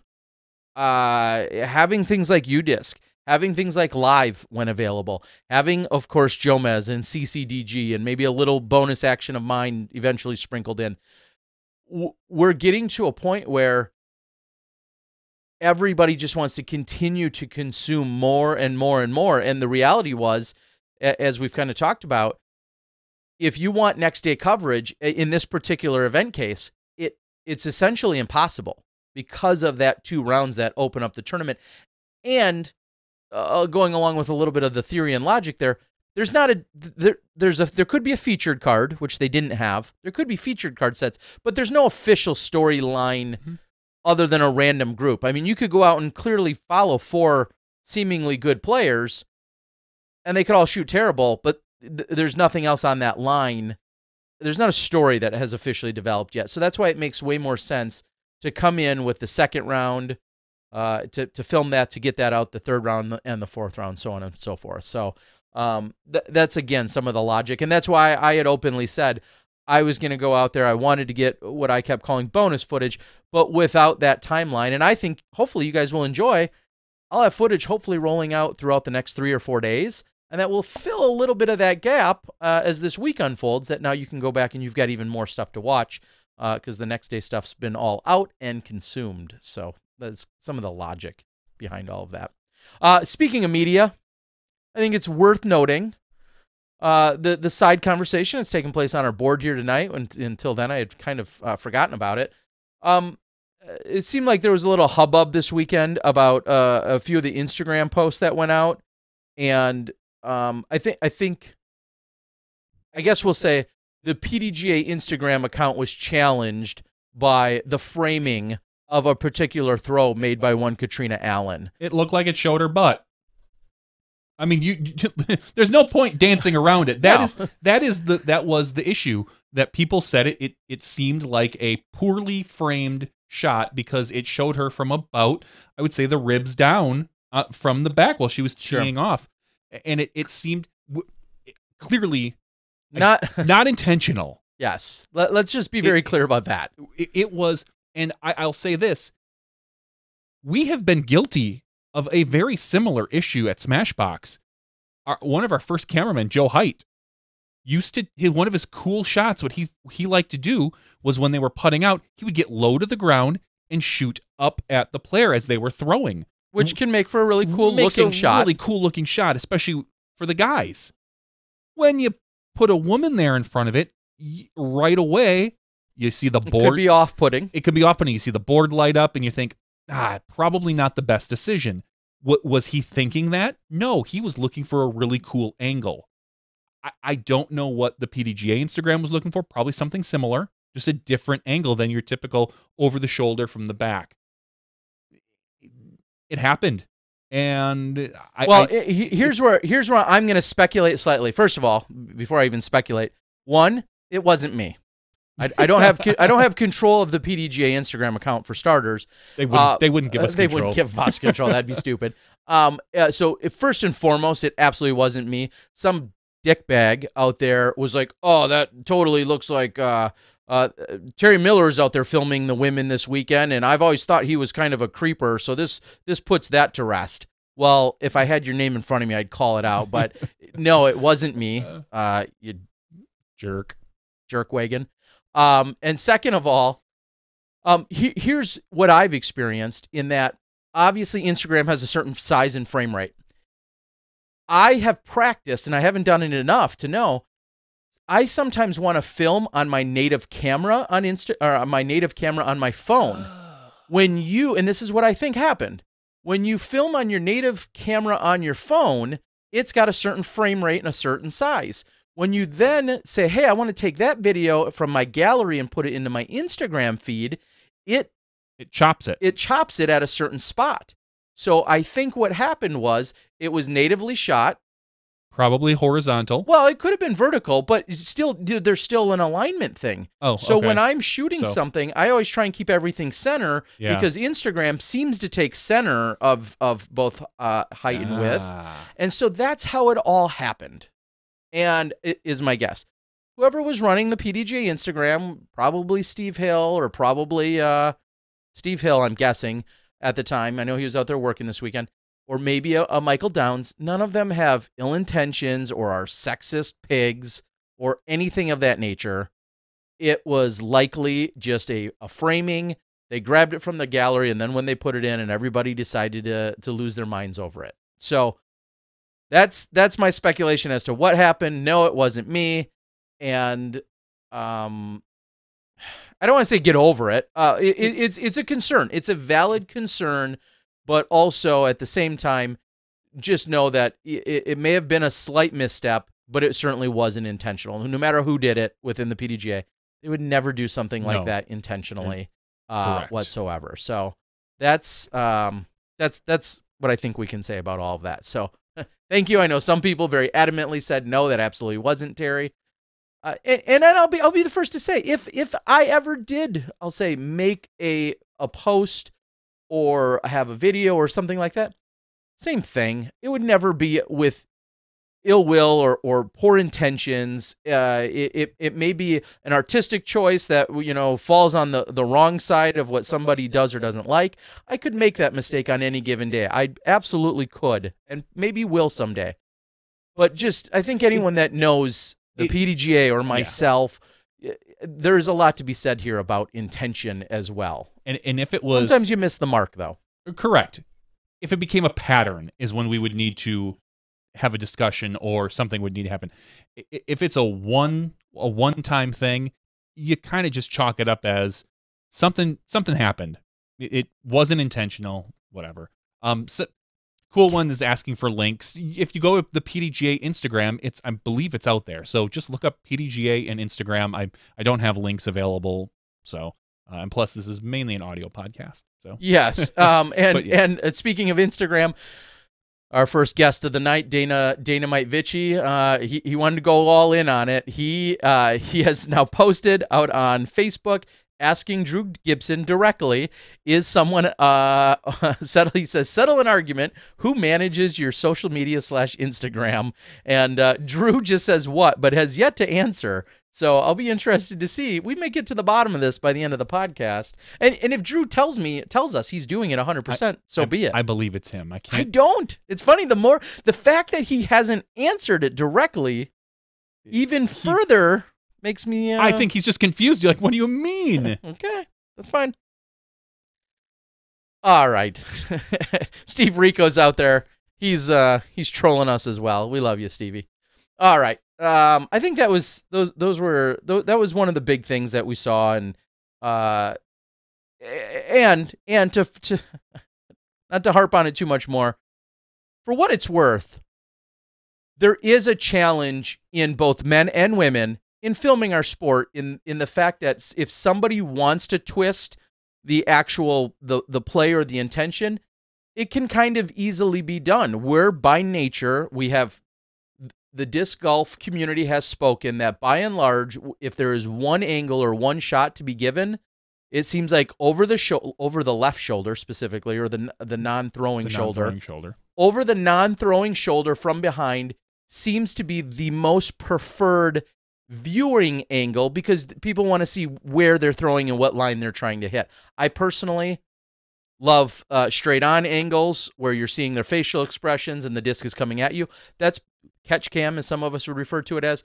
I personally prefer that if I were to show it in only one angle, but that's not what the disc golf community has harped on and somewhat agreed upon, I would say, in the last 5 to 10 years, 5 to 8 years of shot-by-shot coverage. If there's one angle and one camera, over the shoulder from behind is kind of the status quo. The status quo, the standard.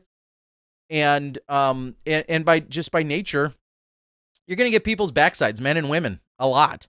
And I always try to I don't want to say manipulate, but I'm always trying to be as conscious of that as possible, but it is what it is. I mean, at the same time. I like Cool One's take. Val Jenkins quits the PDGA Women's Committee, and then all hell breaks loose. Hashtag Me Too. Me Too PDGA. And speaking of Val Jenkins, someone asked, perfect segue, Cool One, you weren't even going for it. In talking to Justin Menichelli, who we had graciously last week, we said we do want a more concerted effort, bring more PDGA representation on, whether it's from the board or employees or what's the word? Consultants. More often, let's bring in more PDGA representation besides us two yahoos and all our players. So A, we're going to do that, but B,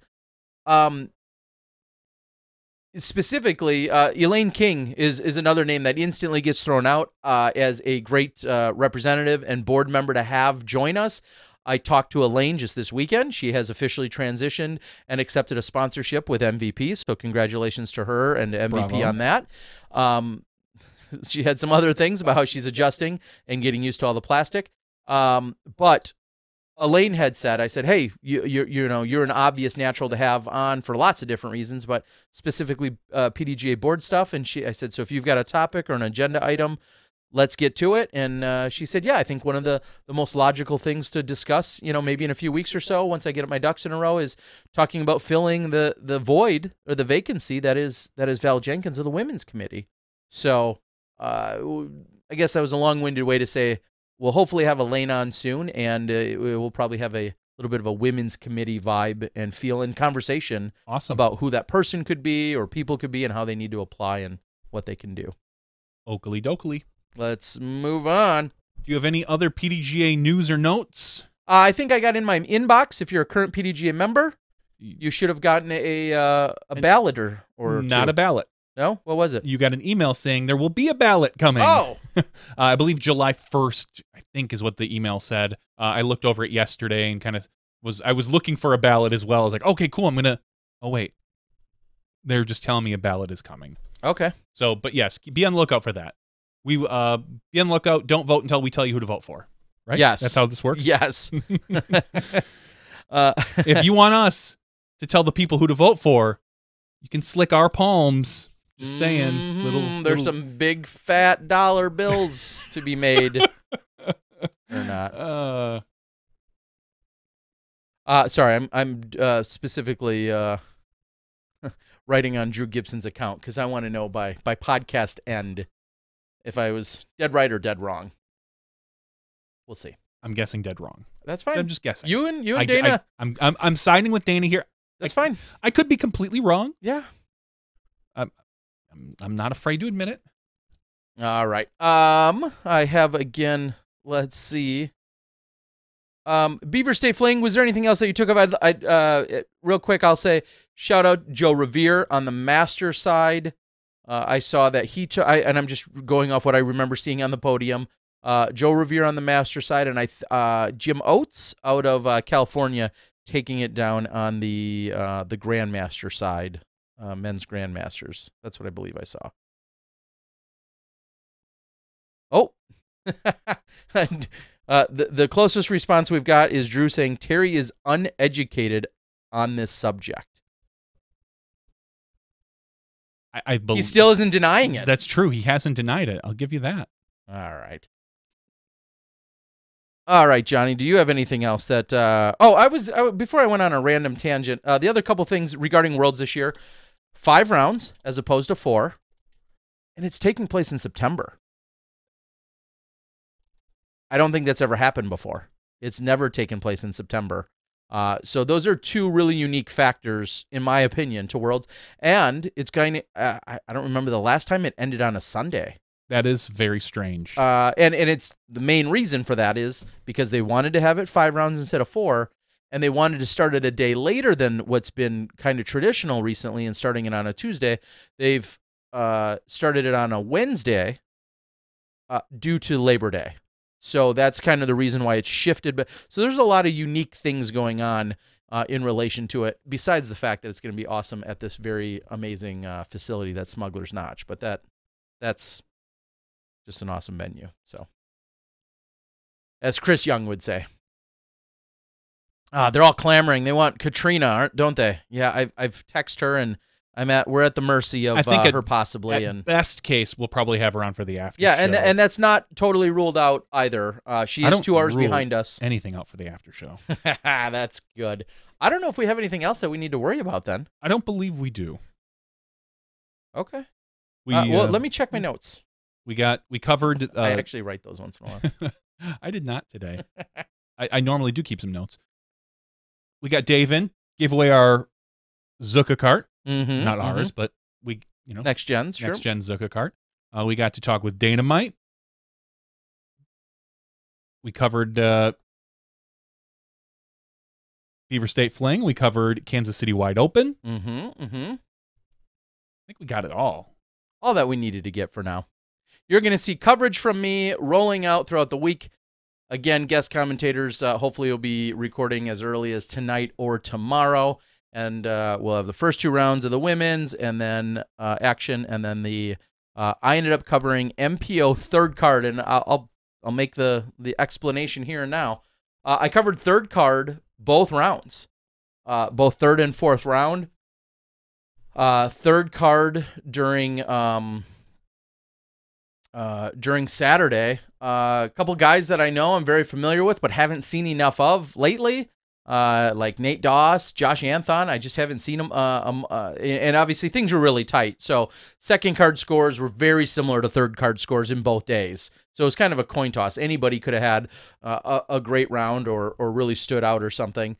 So I know Nate and Josh Anthon, for instance, were on that card. Ricky Wysocki was on that card. So it was a really stacked, good-looking card. And then during the third card on Sunday, I really struggled because I saw Ulibarri and I saw Seppo and I saw Chandler Fry.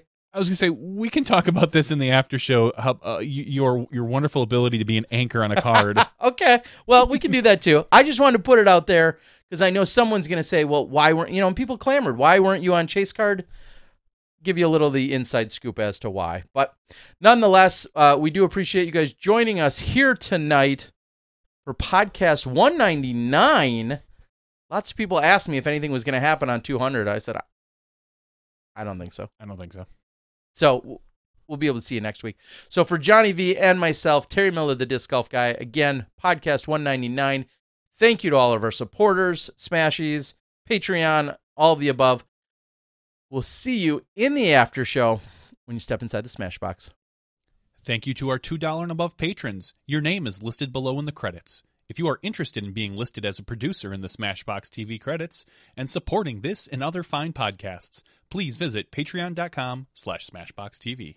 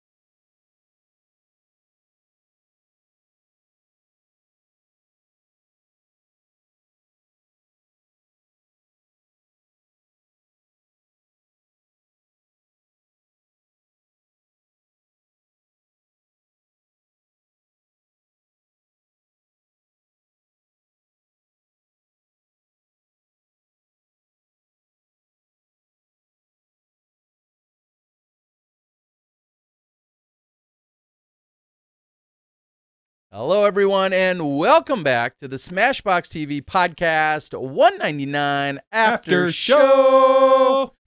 Booyah, we're getting at it. 199 of these silly shows. And how many after shows? Probably like 190, I would say. At least. I think there's a few. There's been a couple. There's been a couple we haven't done after shows on because, or we've gone really long on the regular show and just decided, Didn't bother. let's not bother for an after show. So it's right up there. Well, that would be a great trivia question for 200, although we don't know the answer to it off the top of our head. But it's you're probably right. I'd say about 190 out of 199 sounds, or 190 out of 200, roughly. Sounds about right. So you could almost say we've done almost 400, depending on if you really wanted to argue as to if our after show. I've always said, again, I know I've said this before, that people are like, oh my God, your podcast is so long. And I'm like, yeah, it is. Get over it. It's not long enough. I was gonna be like, I said, like, our podcast can be broken down into like 3 or 4 different podcasts. Because we could say, Sure. you could say, hey, guess what? The first half hour to 45 minutes, event recap. The next hour, interview. We could break those into separate podcasts and call them something different and then have an after show podcast. But right now it's kind of, we just break it and then, have a PDGA news podcast. It's just not, it's not enticing to do that. It's way more work than I want to do. But we do break off into a separate podcast is the Disc Golf History and Legends. Yes. Which you can tune into live tomorrow night. Wait, every Wednesday with who? Every Wednesday with Scott Stokely and ... add old man guest in there. Okay, or woman, potentially. So far it's been man, but yes, Sure. we there could be some, and some old women. I don't want to say old women. Oh, you sexist. It's okay. You'll say old man, but you won't say old woman. There is something different about when you call someone an old man versus an old woman. All right. It's connotation. I don't understand why, but yes. Tomorrow is one that a lot of people are really excited about. It's Oregon. So wow, how conveniently timed. It really honestly is. I told that to Scott last week in the pre-show that no one sees. I said, you are, and he didn't even realize it. He had no clue. I said, Okay. So it was dumb luck. It was total dumb luck. I said, you are going to be right on the after swing of Beaver State Fling. And he's like, what?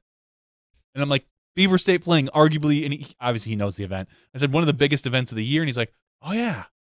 Oh, cool. And in his very Scott way, I'm like, all right, cool. One of the hurdles that I've had with this podcast is that I'm dealing with a bunch of old men who are not necessarily the most technologically savvy. So getting them to log in and all that fun stuff and make sure, like, oh no, turn down your volume and you need to set some light so we can see you and things like that. But it's been a lot of fun, and they always go about an hour. And Scott's been doing a really good job. He's done 3 of them now, right? Colorado, Kansas, and Idaho. And so tomorrow's Oregon. And he's getting better and better at directing conversation and getting some really cool stories out of these guys, and hopefully women soon. That I'm really enjoying doing this. So Good. It is, and you can find it. There is a separate Disc Golf History and Legends podcast feed. If you look for it on whatever podcasting app you use, you can find it. It is strictly that one.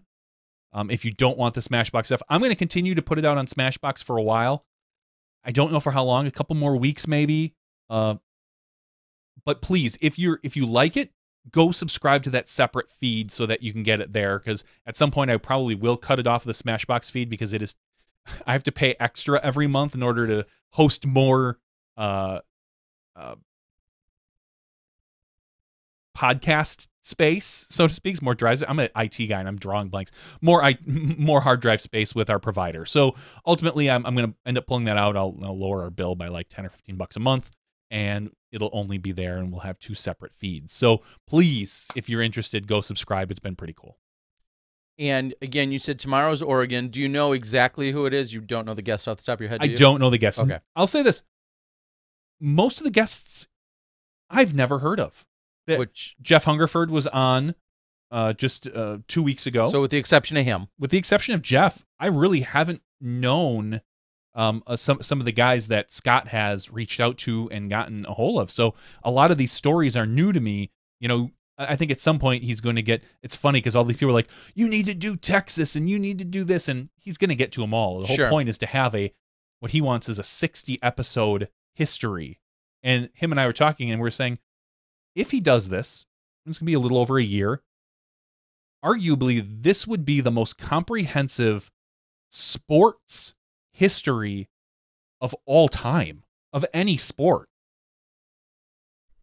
That sounds like a pretty big. I mean, you could you could argue that before that, maybe Ken Burns baseball, but the breadth of 60 some hours worth of history on one particular sport, on one particular series, at least we'll say. I mean, I'm sure if you go back, there's been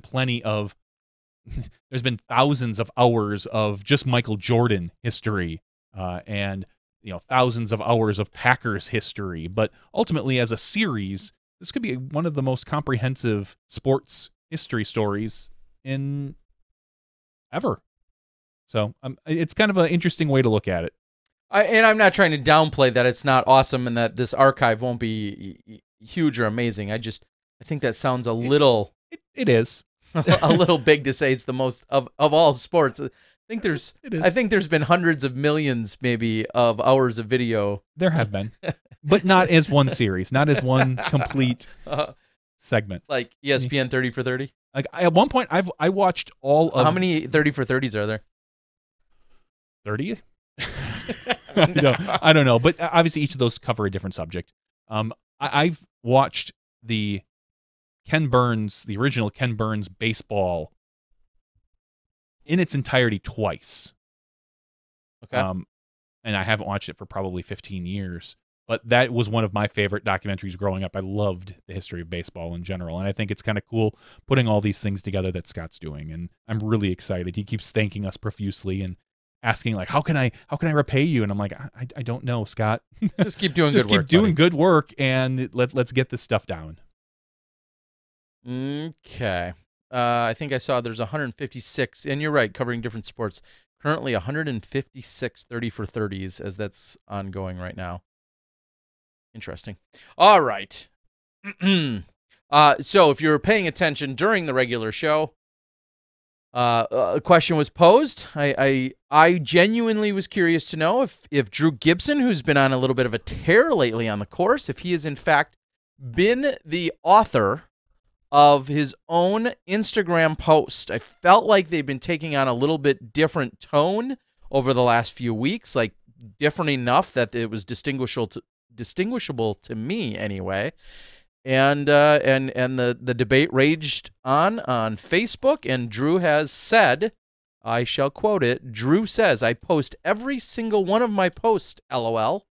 I even write it out in my notes the night before, copy and paste it when I wake up. So basically, suck it, Miller. And I said, good to know. I was incorrect in thinking you didn't write the recent ones yourself. He says, why would I have someone else post on my behalf? I don't know, Drew. I would check your previous social media presence. I think that's a dumb question to ask me. And then, somebody else replied with, because sometimes you're a clown. Okay. Anyway, we'll put it to bed, but I'm glad, Drew. They've been very positive. They've been great post. They just didn't have the same tone that I've seen from you in years past. And that's why I questioned it. That's all. We can move on. Good. I was incorrect. Yeah, you were. Johnny and Dana said that they think Drew posted them himself, and Drew apparently has been.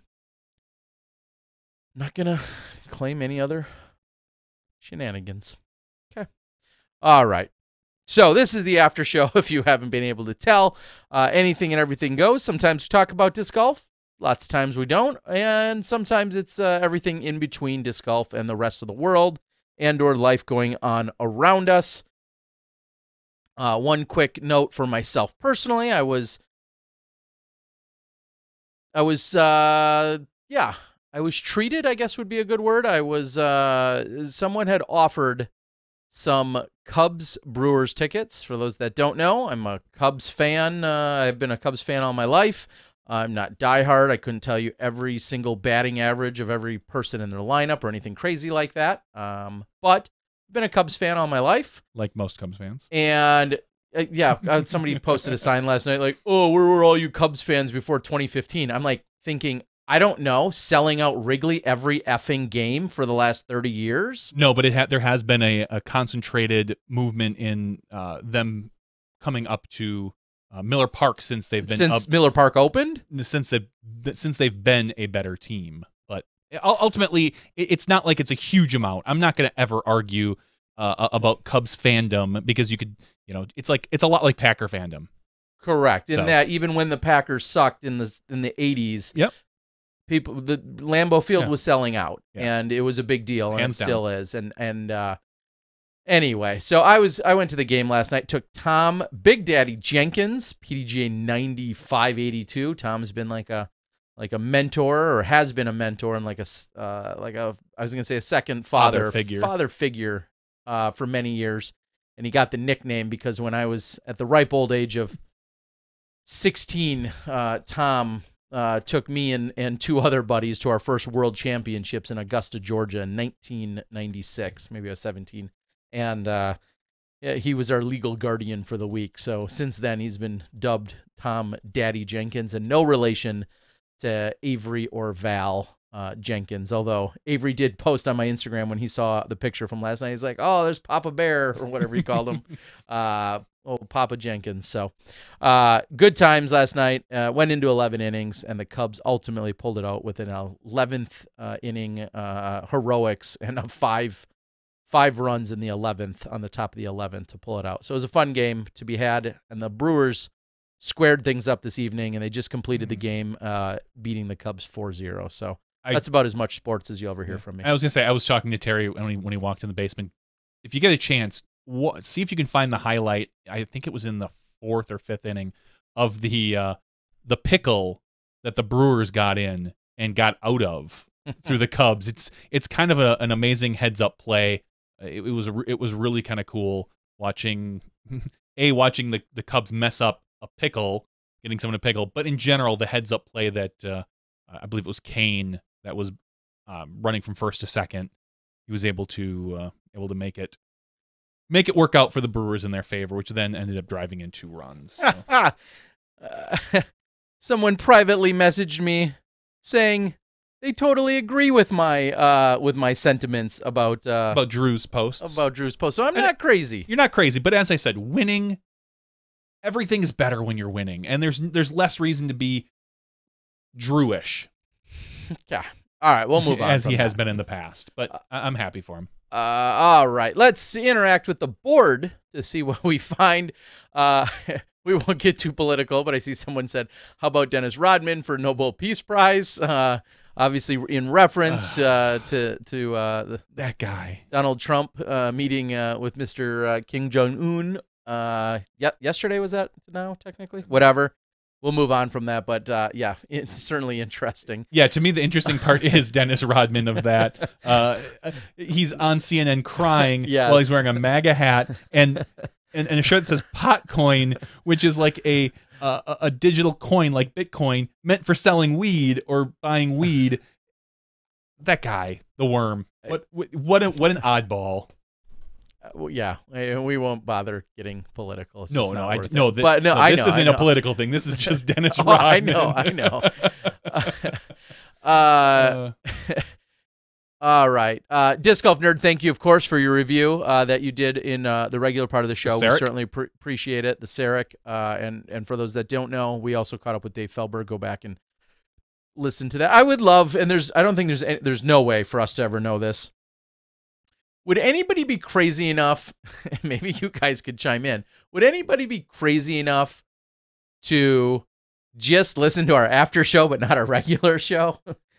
You think that is any part of our market is someone that's like, I don't care about the serious, semi-serious stuff. I want to listen to them clown during the after show. Maybe like your aunt or like one of my relatives. That's about it. Okay, fair enough. All right. Terry, when you shoot events overseas, do you get assistance from local camera guys or work alone? Well, Luke, I see what you're doing there, and I like it.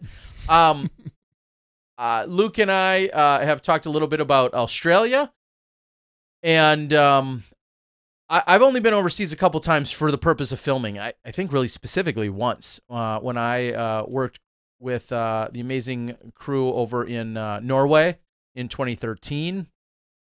And that was pretty much a loner expedition.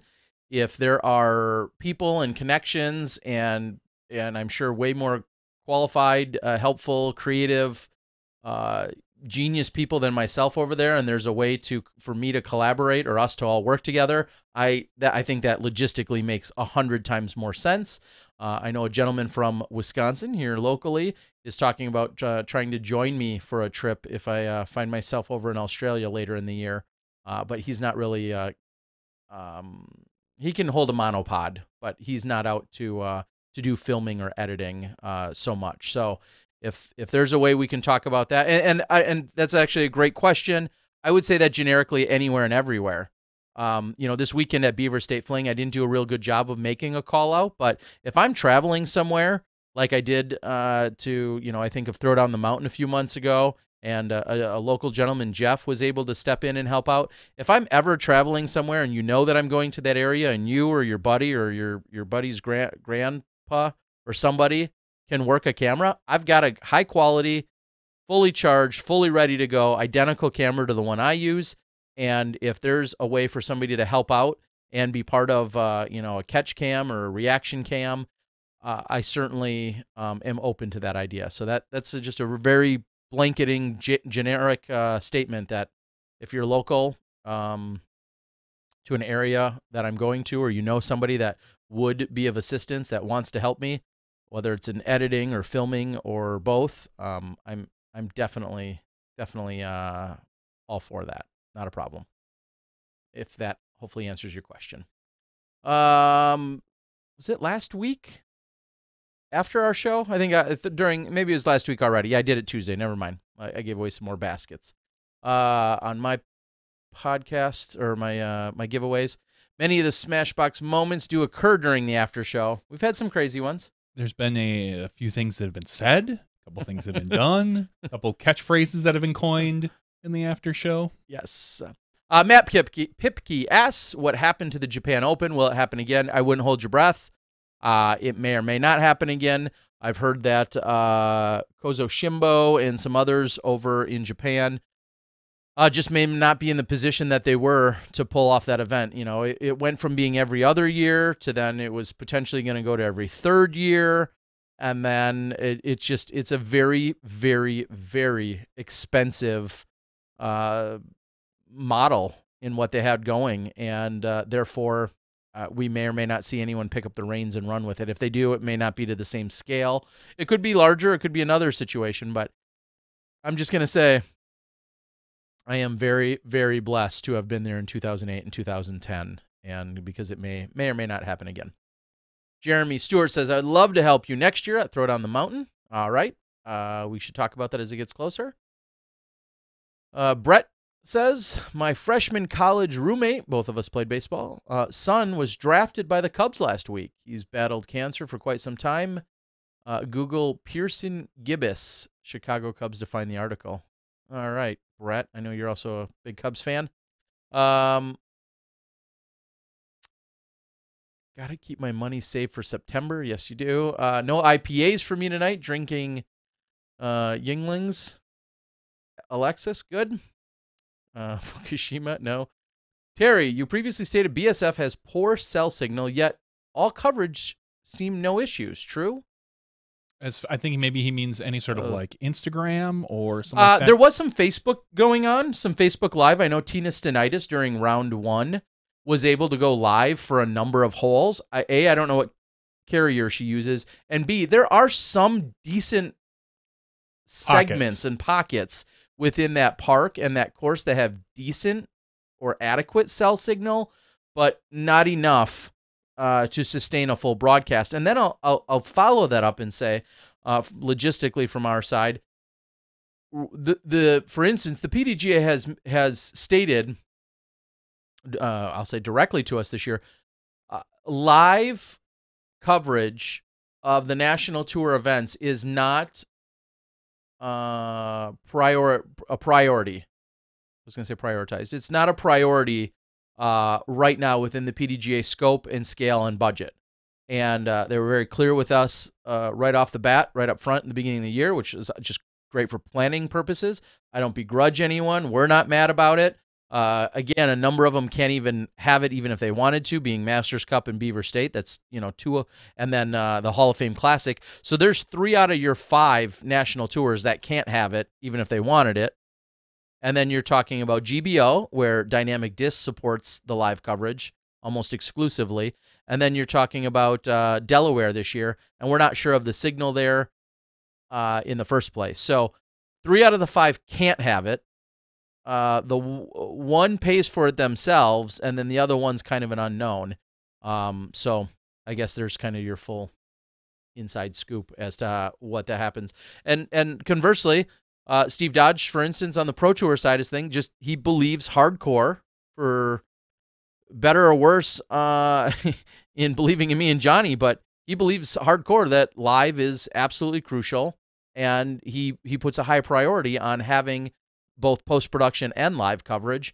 And I think that's, maybe a stark contrast between the two tours, not to pit them against each other, but it's definitely a difference where one has a high priority of live and the other one at the moment doesn't. It does make me chuckle and smile every time the NTs are going on and we're not live, and people are like, where's the live? Or they message me personally like, Yep. When does live go on? And it's like, meh, sorry. I do chuckle. I'm like, at least we're loved. Yeah, some people actually miss us Once in a while. But no. Spaceman asks, are a lot of top pros planning on skipping Delaware? Because it's right after Worlds, just before USDGC. The signup looks a little thin. I think that is an NT, right? The Delaware Challenge. Yep, that's what I was just talking about. Yep. I believe that you're going to see a late signup. Most of these players will not skip an NT if they don't have to, because it affects points and bonuses and all this other things. I just think a lot of them maybe aren't thinking that far into the future yet.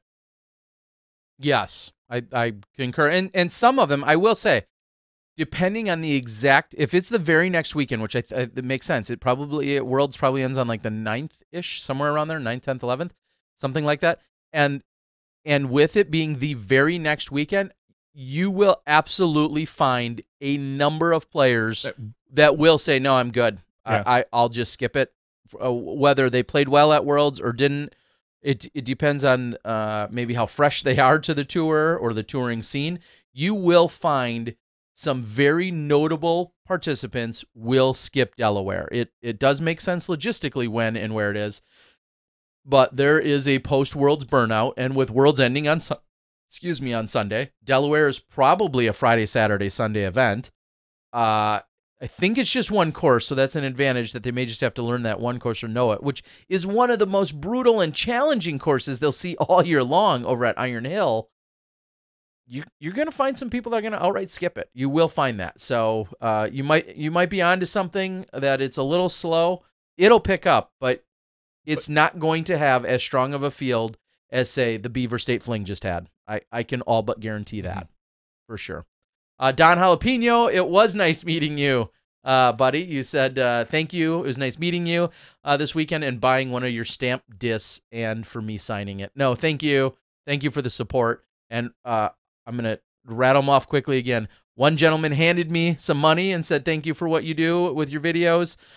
Colin, who helped out during the first round, and Jeremy, who parked my car during the third round, along with Brian Cole, my host, the PDGA, and then Dynamic Disc.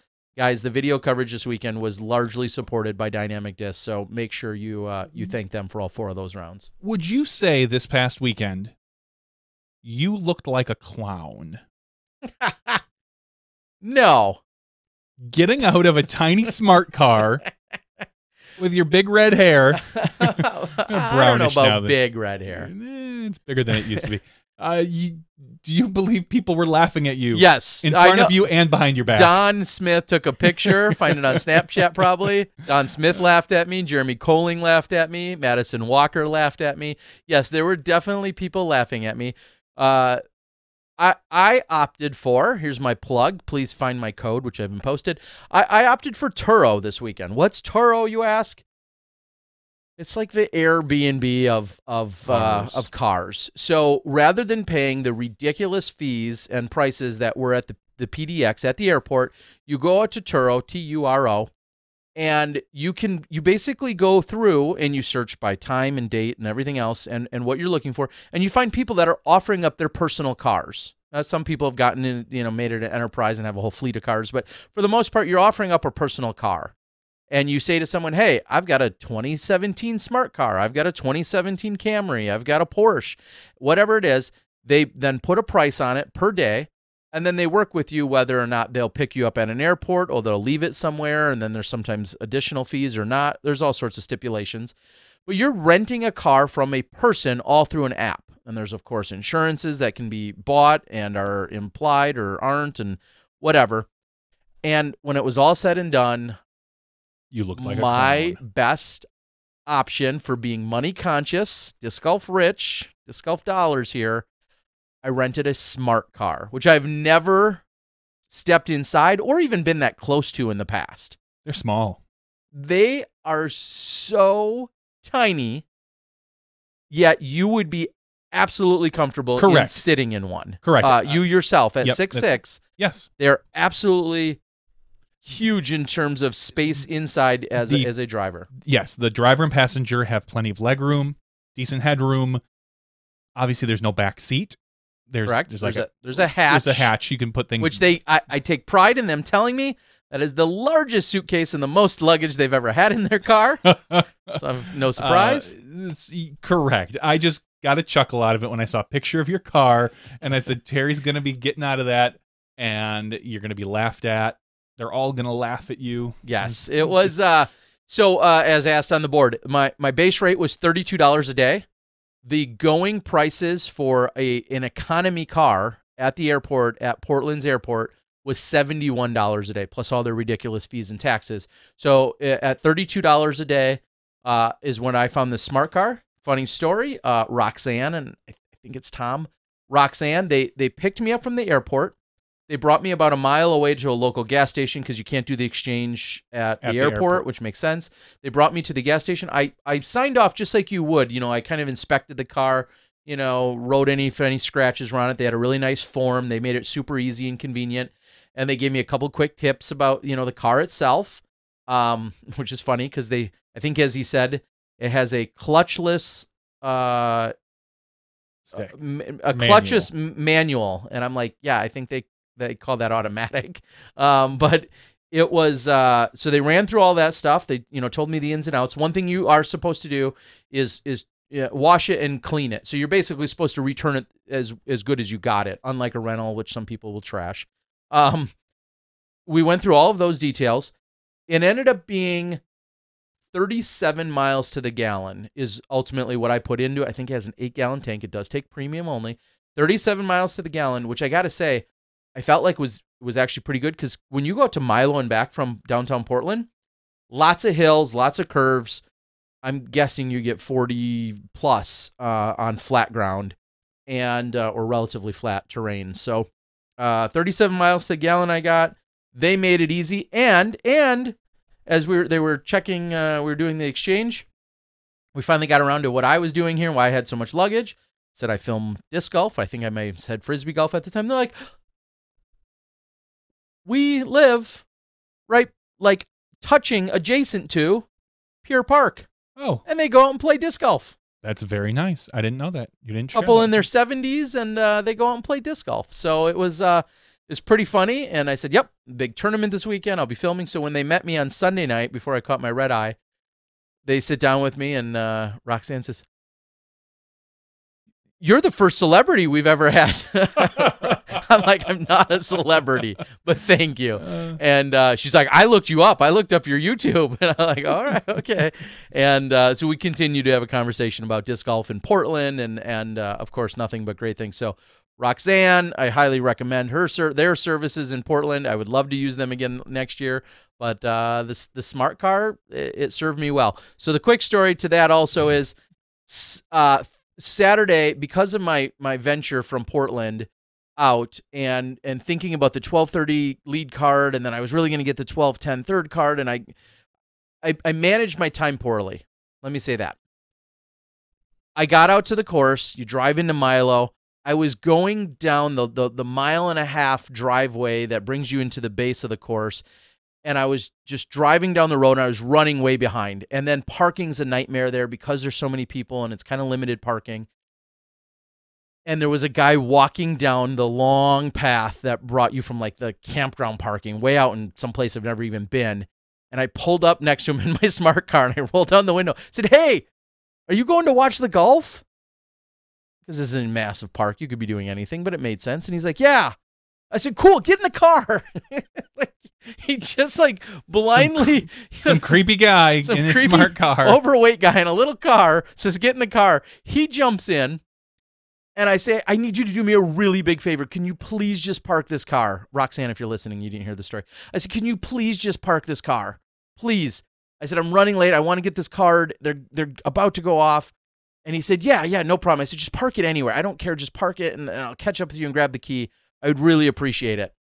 He's like, "Yeah." I said, "Oh, I'm Terry." And he goes, "Oh, I'm Jeremy." I said, "Thank you so much, Jeremy. I really appreciate it." He goes, "I know who you are." He said, "Okay, well, thank you. I really appreciate it." So sure enough, we get to hole, I think it was the backup on 5 or 7, one of those, somewhere around there. And then all of a sudden, Jeremy just walks. I'll admit, for a moment, I almost forgot what he looked like because it was such a quick exchange. He walks up and just hands me the single key, and he's like, "Oh, I'm parked over by 17." I'm like, "Thanks, Jeremy." And that was it. So crazy story, but thank you so much. And that's not the only problem you had with a single key. Oh, yeah. I get a call from Terry. I believe it was Friday night. That sounds about right. It's not Friday. And he's upset. He's pissy. I would go as far as to say, because you stayed with a gentleman, Brian Cole. Thank you, Brian. With Brian, and he gave you a house key, a single house key. And somehow, I don't know if you had it on your lap or what. You didn't quite explain to me. You managed to drop the key between the seat and the console. Yep. And watched it vanish. Well, no big deal. Yeah, no big deal to drop the key there. At first, one would think. Until I couldn't. I tried to reach in there, and then it just wedged further. It's like, all right, this is a pain. So next thing you know, I want to pick up a few items. I'm at the nearby Target. And I'm thinking, oh my gosh, I need to get this key out. I can't get anything down there. Because you can't get into the house because Brian was going to a birthday party that night. And I just wanted to get back and edit. I mean, come on, I just need to edit. And sure enough, I go into Target and I think, I'm going to spend 99 cents on a ruler. No big deal. Well, except for the rulers, kids these days. The rulers have a little like bar on them, so they're easier to slide around. It's almost a T shape, so it's not flat. Wandering around. Finally, I come across the clearance section. I'm a value shopper, Disc Golf Rich. I come across the clearance section, and there is a 99-cent plastic spatula. Perfect. Almost. Grab that, go out to the car. I'm all over the place, totally contortioned, all these challenges. I put the spatula down there. It's got a little bend to it. Sure enough, I put it up against the console, in between there, and the key slides down and underneath the seat. It's no longer vertical. It slides down and underneath the seat. That key is gone forever. So if you want to break into Brian's, find Roxanne's smart car, go get the key, unbolt the seat, and then you can retrieve the key and then go find Brian's house. Sounds like adventures in travel. The struggle is real, I think they say. The struggle is real. So I had to apologize to Brian. The guy hands me a house key, and I go and lose it in the car. So, and then when they did pick me up on Sunday night and we made the car exchange again, I told them the story. I said, "There's a house key under there someday. You'll probably never retrieve it. because you would literally have to unbolt the seat in one of these smart cars to get to where that key slid to. I don't think anyone's going to do that. So, yeah. So if you don't think I had good stories from this weekend besides watching the golf, I did. Plenty of good stories. Lots of fun. All right. Ryan Pilcher says you need a magnet attached to a wire. I suggested Johnny that. suggested the same. I almost pulled the magnet off the back of my awesome Night Eyes clip, and then would have had to attach that, and then maybe stick that down there. Now, would that have even? Is that key magnetic? No, a key's not magnetic. Sorry, how did I do that? A key's not magnetic. Is it? No. Look at that. Those keys aren't magnetic. This is. Yeah, that is. That's not. So, no. So, all you magnet people. I didn't think about it. Yeah. Anyway, we have a Patreon giveaway. For a new key and a new smart car and a Zuka cart. Let's give it all away. No. What are we giving away? Do we have anything? Oh, I've got some more Disc Golf Guy stamp stuff. If you absolutely hate that idea, I could find something else for you, but I think a Disc Golf Guy stamp disc makes sense to send out. I've been sending out a few. I've been sending out some Tear Bear discs as well as a few Disc Golf Guy discs. If you'd like to get one of your own and you don't win tonight, you can reach out to me, and we could find a way to make it work. Well, that's great. You want to buy one outright? If you want to be eligible for the Patreon weekly giveaway, all you need to do is go to patreon.com. That's patreon.com/SmashBoxxTV with 2 X's. As I had to explain to my family again this weekend, they're like, "Wow, how do you? It's two. I'm like, don't bother. I told my family, don't bother watching. You're fine if you never watch. Yeah, you are better off. You're probably better off not watching. That's what I told my own mother. So, patreon.com/SmashBoxxTV. You can, for as little as $1 a month, you could feed somebody in Africa, or you could feed us. Yes. I mean, ultimately, but we don't limit it to $1 a month. No, we don't. You could give us $10 a month, $20 a month, $100 a month, $100 a show. I'm not gonna judge your budget. I mean, honestly, it's totally up to you. I do have some ideas for some of our $5 patrons. I'm going to run this by Terry at some point in the next couple of days. Okay. So currently we have 197 Patreon supporters. I want to thank every last one of them individually, not today. So I think for 200, we should get to 200 Patreon supporters, and then that's our podcast. We just read all 200 names off. Make for a riveting show next week. No. We need a number, Terry. 4 rounds were played at the Beaver State Fling, but Katrina Allen's won it 3 times, so 4 it is. 4 it is. All right. So I've sorted them by, I believe, first name. Let's look. I filmed 4 rounds. You filmed first round. No, I'm sorry. I sorted it by last name. Sorted it by Last last name. name. So we're going to generate 4 of them. 2, 3. And the 4th number is 81. So we're going to scroll to the middle. We're going to go 81, and it is Matt James. Matt James. As in Matt James from Colorado, Matt James? I'll take it off screen and show it to me. Let's see if I know him. Matt James from I bet you it is. Denver, Colorado. Ding, ding, ding, ding. Been a Patreon supporter since 2016.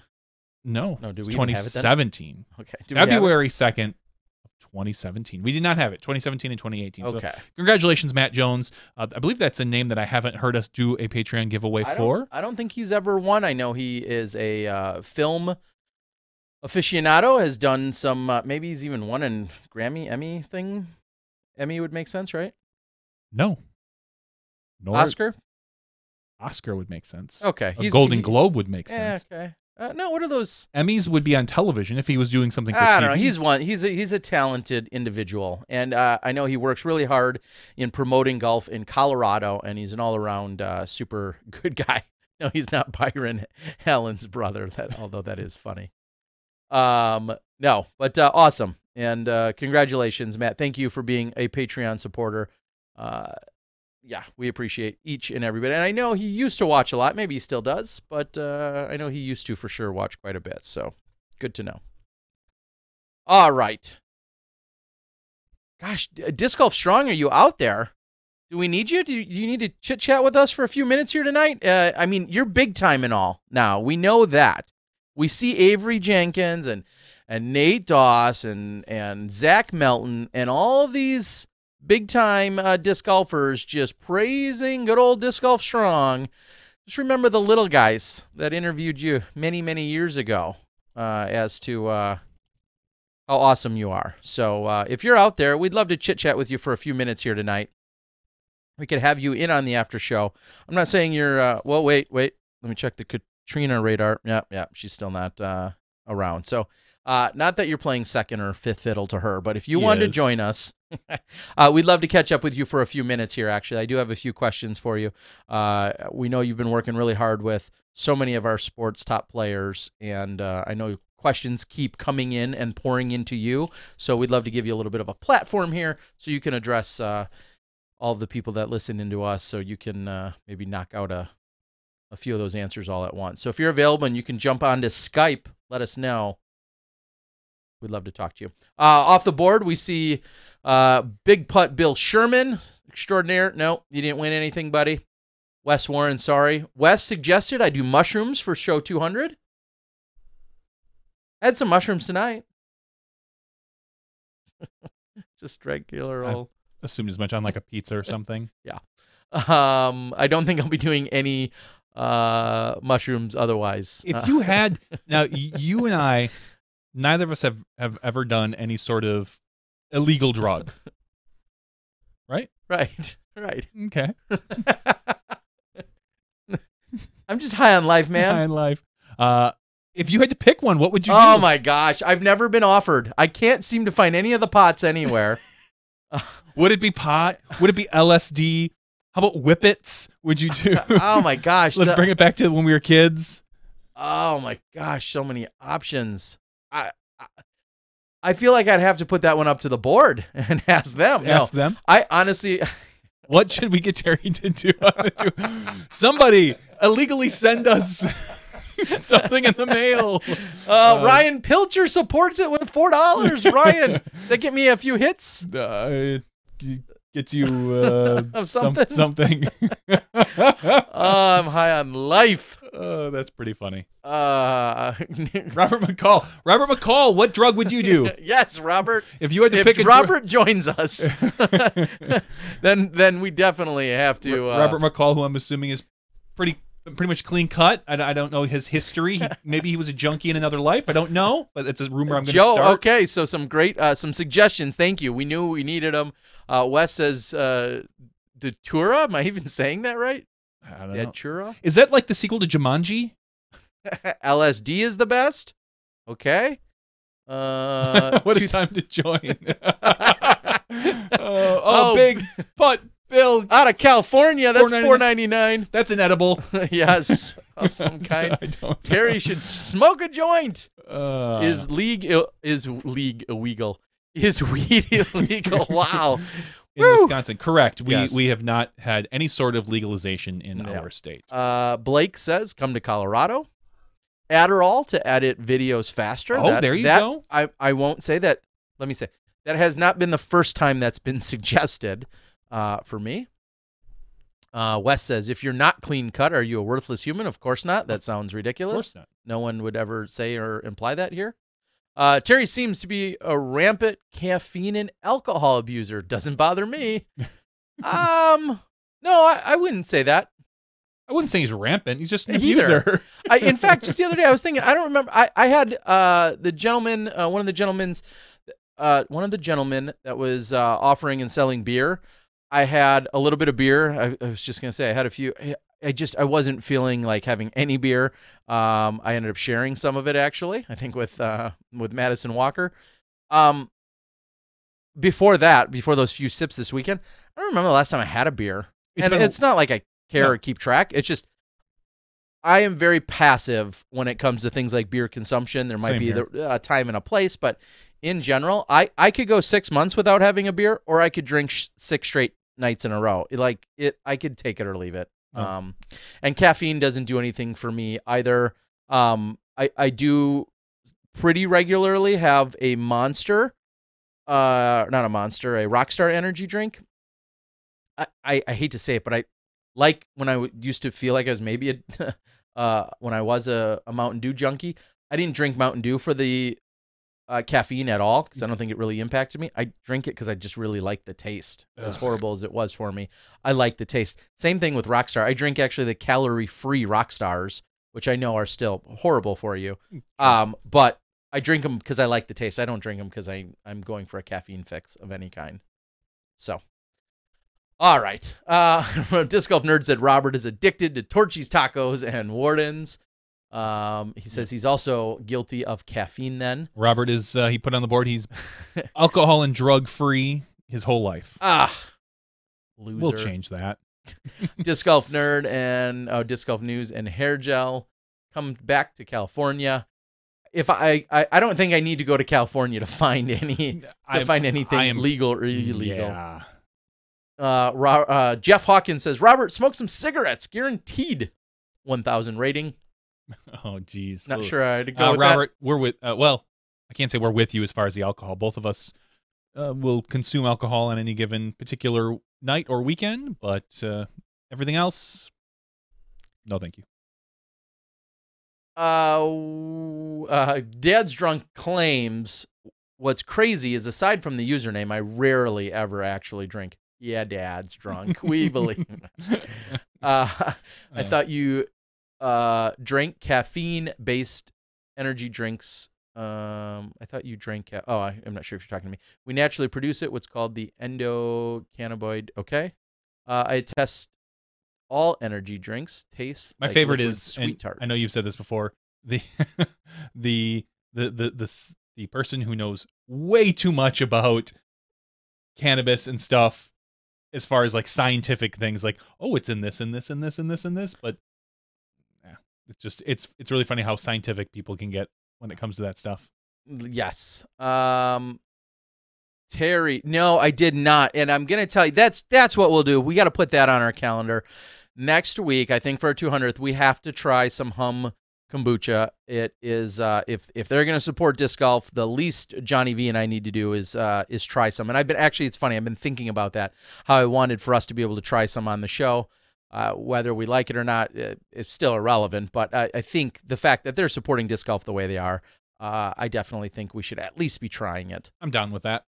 It's gonna get crazy, just so lit next week up in here, off the chain. I think they still say, if it's off the hook. No one says that. No one says that anymore. What was that game that you played at the end of BSF? Marcus asked. Flutter Guts. Oh, that's what you were talking to AJ about. And I'm gonna tell you, it was addicting and a lot of fun, and most importantly, it was 100 times tougher than you think it should be. And explain it. So basically, in a hacky sack like way, everybody gets around in a circle. A disc is thrown up into the air, and it can be flipped or spun or whatever, but it's intended to be thrown up into the air by one individual. I'll call it a server, but whatever. It's one individual throws it up in the air, and then whoever it's coming down near, someone should take it upon themselves to reach out and try and catch it cleanly with one hand. And I'll post it on Instagram. I made some videos. I'll post it on Instagram tonight or tomorrow of it being played. And I had never seen it before. And like so many other silly games, I was like, "Are you really? Like it shouldn't be that hard." I sat there for a good 15, 20 minutes, and I had 6 or 7 attempts. And then finally, when I did catch one, I was like, I'm out of here. I got other stuff to film. It was a lot of fun. And I don't know how often it's been played around on the tour, who played it. I don't know if this was started within disc golf. I've been meaning to ask some of these questions, but it was incredibly fun and addicting. And I wish I had it stored somewhere so we could show you guys. But it was just that. It was a lot of fun. With a regular with a regular disc, which I wouldn't say it's incredibly bright. But you're just throwing a regular disc up in the air. And of course, James Conrad of all people, really good at it. Of course. Because James is all around. I could see James, Simon, anyone that does ultimate would probably. You literally just throw it in the air. You know, you're flipping it or throwing it at various angles, possibly. And it looks like it's much difficult when you flip it end over end. Surprisingly, some would say that it wasn't. That when it's flipped end over end, like a coin flip, that's not as challenging to catch than it is coming down at other angles. But anyway, I've got some videos here. And I think I'll make sure they're in really bad positions and show people's butts. Part of the challenge, it looks like, is you've got multiple people going after the disc as well. Well, yeah, that too, and you kind of stand down and let others try it. But it was far tougher than it should have been, is what I'll say. All right, Seth from Disc Golf Strong, we'll give you a few minutes. You said you can jump on. We'd love to have you. Jump onto your Skype. You should still be on there, maybe. SmashBoxxTV is our Skype. We'd love to have you. But Flutterguts, I've been meaning to Google it. Robert McCall, have you seen this? You seem like a guy that's maybe come across this once or twice, maybe before. I don't know how new it is, but again, check my Instagram feed tomorrow. You'll see some Flutterguts being played out at the Beaver State Fling. I was glad to get in on that action for a few minutes. As we're going to get Seth Muncy here in just a few moments. Scroll up on the chat. What else did I miss? Have you watched Arrested Development, Johnny? I have not, and actually I was telling Dad's Drunk that I only watched ever the first season. Wow. That's one I actually watched more than you then. Yeah, I never got past that because back when I watched the first season, someone had lent me the DVDs. Oh, sure. And so I watched that and never finished them all out. But at some point I'll go and watch them on Netflix. Yeah. And I will as well. That, honestly, one of my favorite programs out there as well. So that's what everyone says. It's one of the best. It's written so well, and it's really funny. All right. Well, if he wants to turn his phone sideways or his screen, he'll probably get a bigger view of the beautiful Disc Golf Strong Seth Muncy. I think he's ready to join us. Probably he might actually be home even in California. This guy's been all around the country. Seth, welcome to the show, buddy. How are we doing tonight? What's up, guys? How are you? Good. You're big time. Okay? You are big time, man.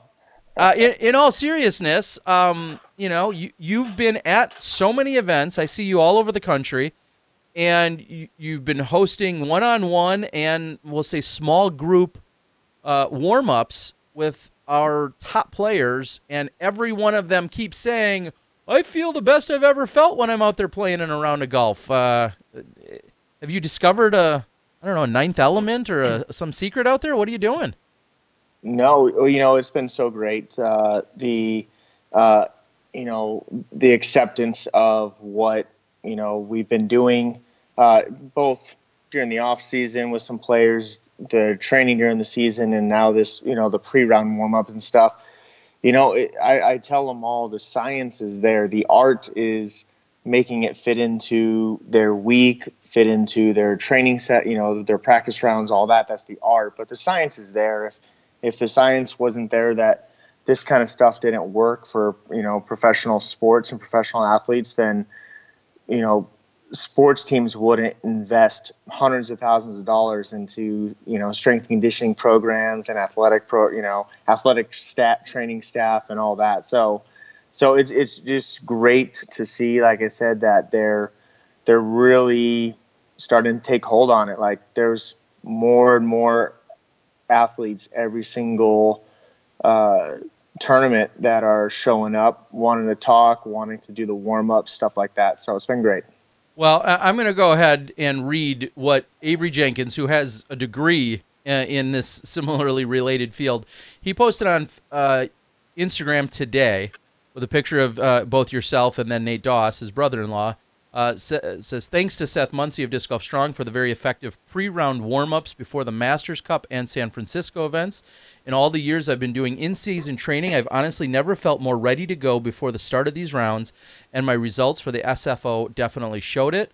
I've been a huge advocate of athletic training for disc golf, but Seth has taken this to the next level with comprehensive articles and videos to develop a healthy routine that will enable you to play disc golf longer.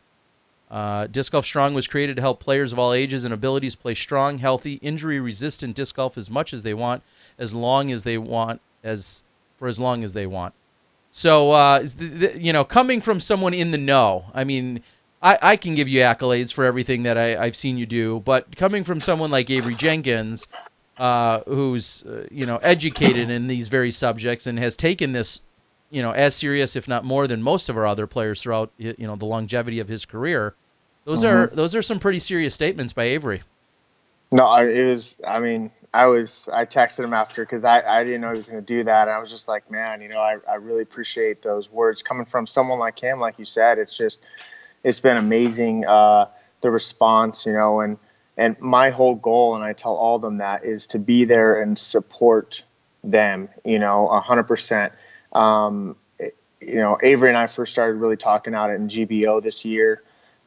Spent a lot of time walking and talking about about fitness and strength conditioning and disc golf.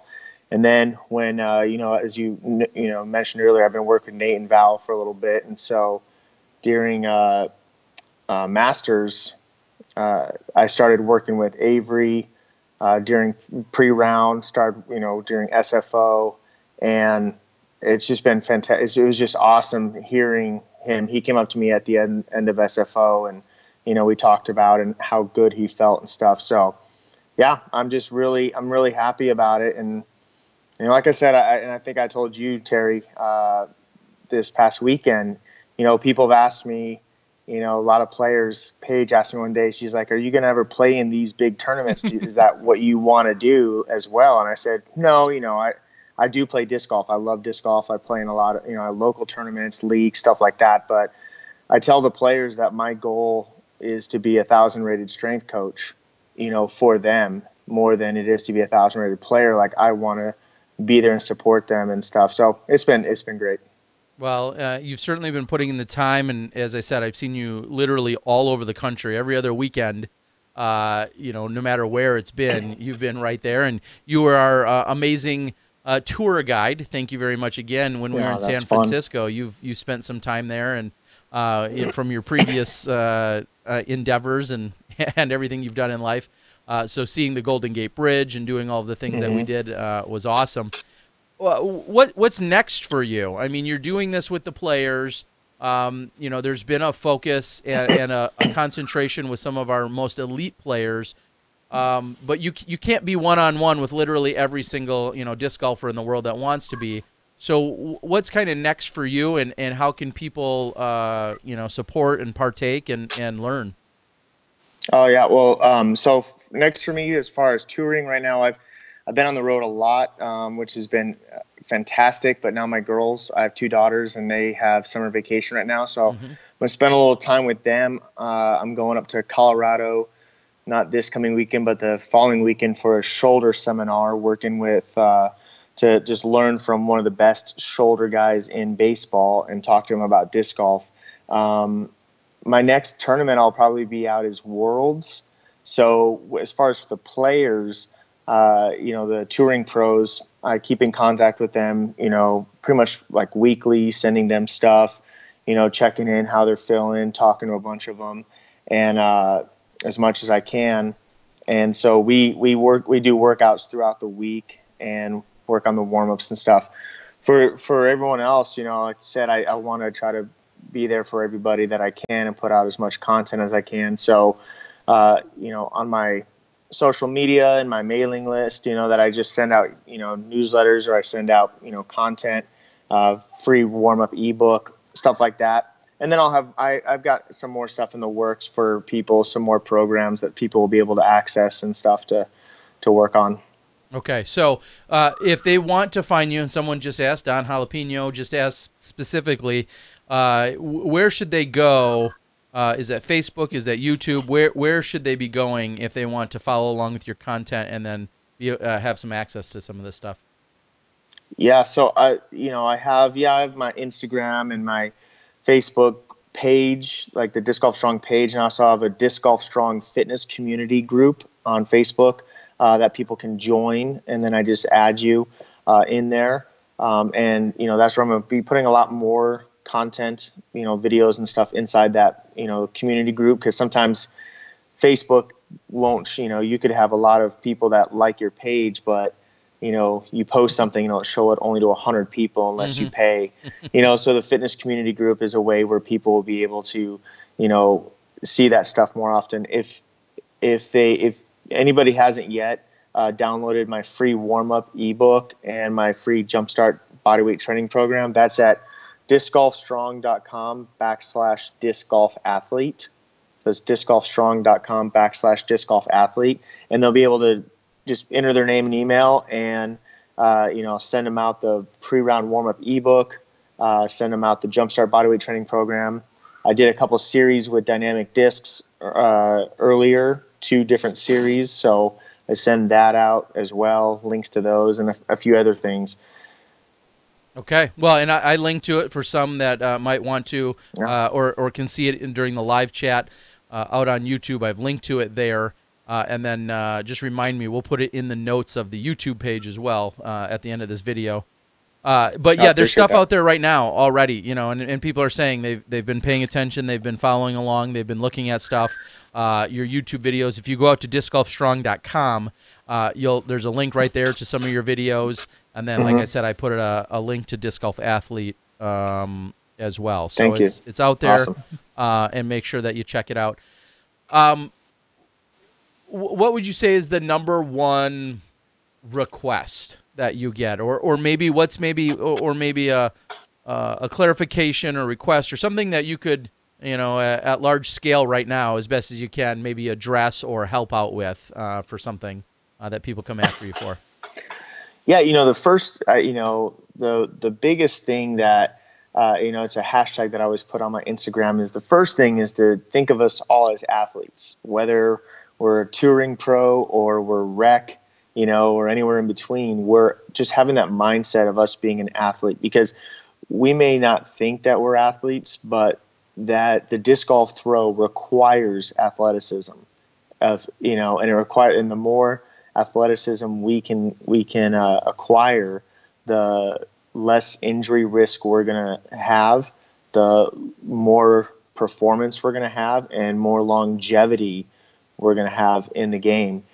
So that's the first thing. It's just that mindset, because when we identify ourselves as athletes, then we're more likely to do things that athletes do, and so that's where I really, put it in my talks when I'm talking to any of the pros that I'm working with is, make sure you are an athlete. And there's a great book that I turned a couple of the players onto called Mind Gym, and in the book he talks about a professional baseball player that went over to Japan, and he came back and he said that in Japan he was just amazed at the things that they did there in Japan and for baseball. And he said that in Japan they have a saying that in the United States they play baseball, in Japan they work baseball.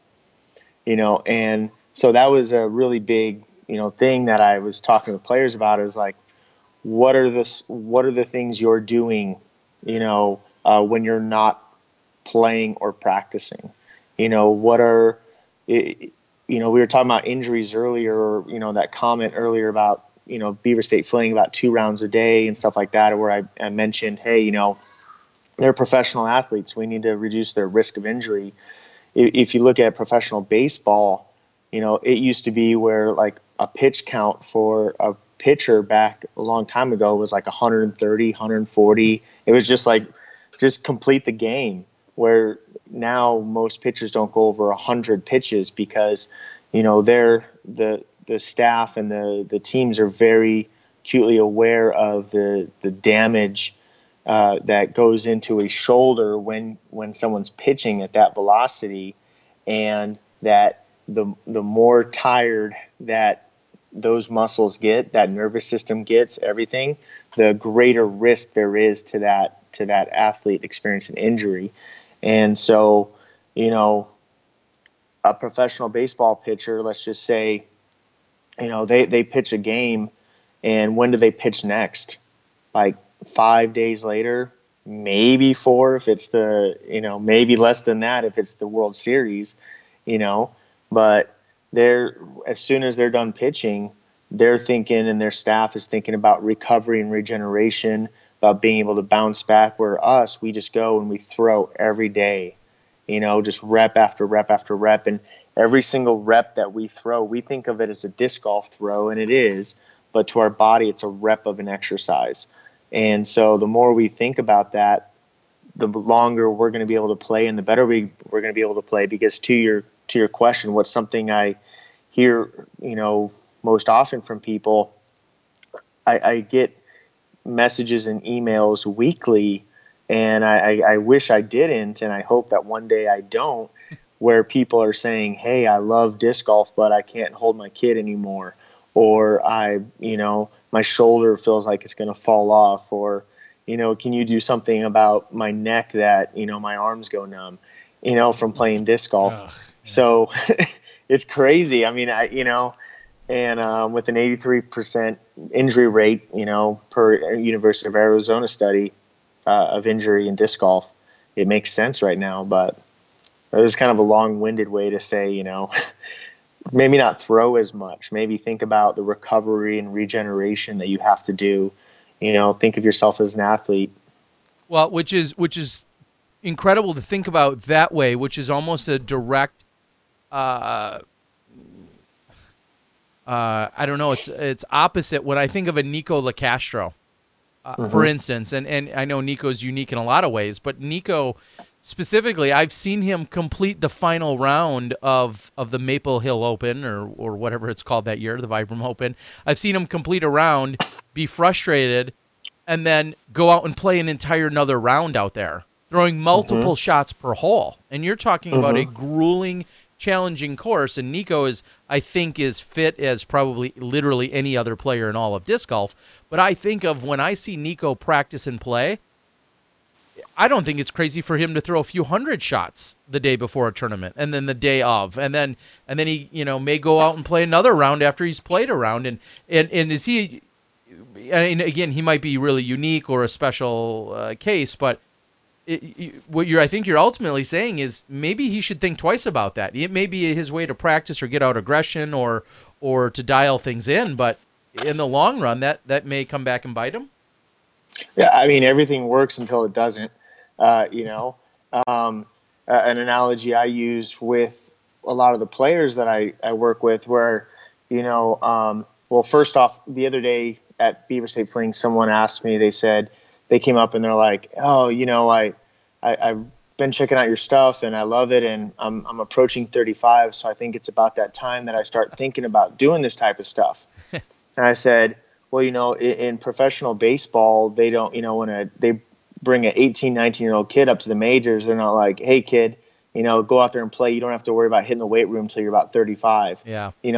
They're starting when they're in high school or before, starting to think about this stuff. And so the analogy that I use with the pros and other people is that you can have a race car, take a race car.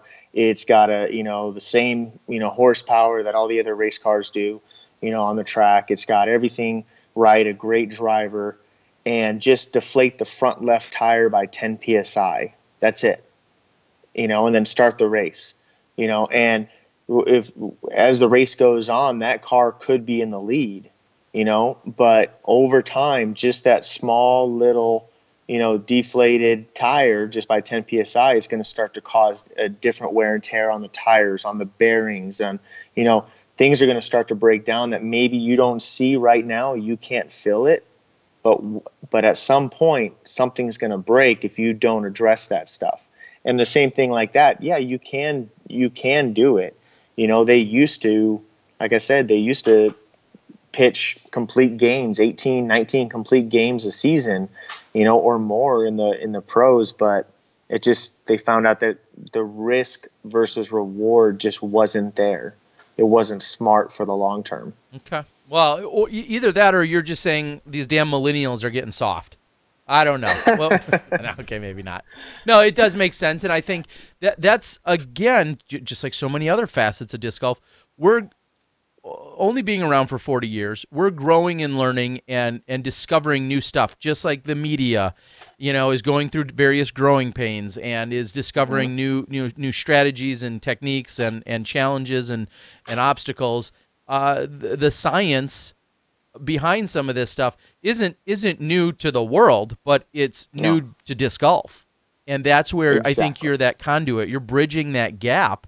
That's like Avery had said, he's thought about this and maybe applied some of this, but you're really that front runner as the knowledgeable resource that's able to relay this to the rest of the world and making yourself more and more valuable every week when you do it. So it's awesome, and it's great to see.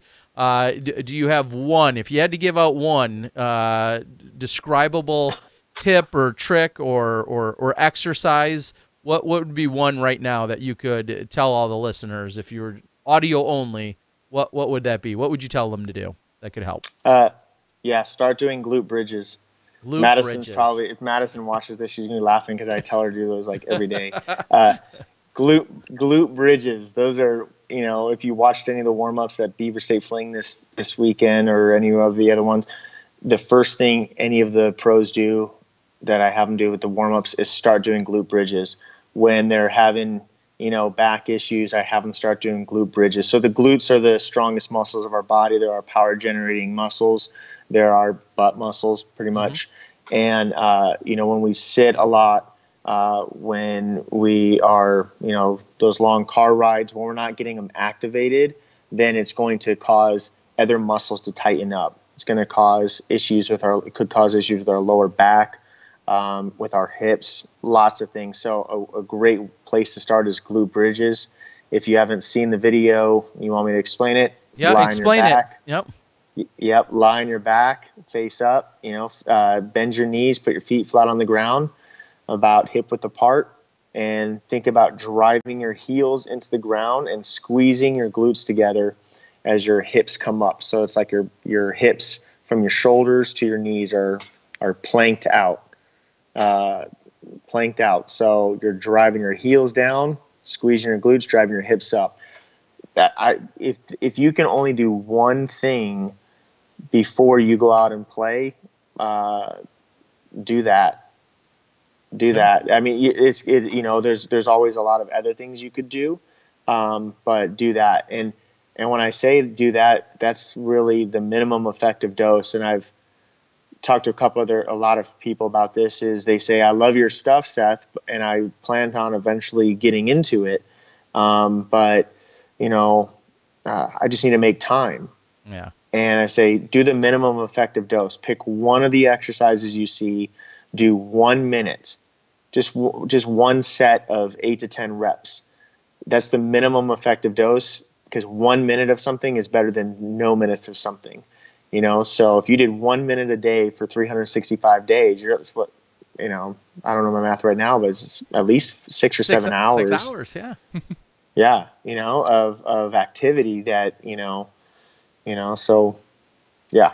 Okay. Well, as even the board has talked about, I think about the few minutes I was able to consume, love him or hate him, the whole Tom Brady thing that was done on Facebook this year. I already forgot the name of the series, but within that, what blew my mind, and it's been referenced here by a couple of people, including Dad's Drunk, what blew my mind is the amount of time on a daily basis Tom Brady is spending on his body.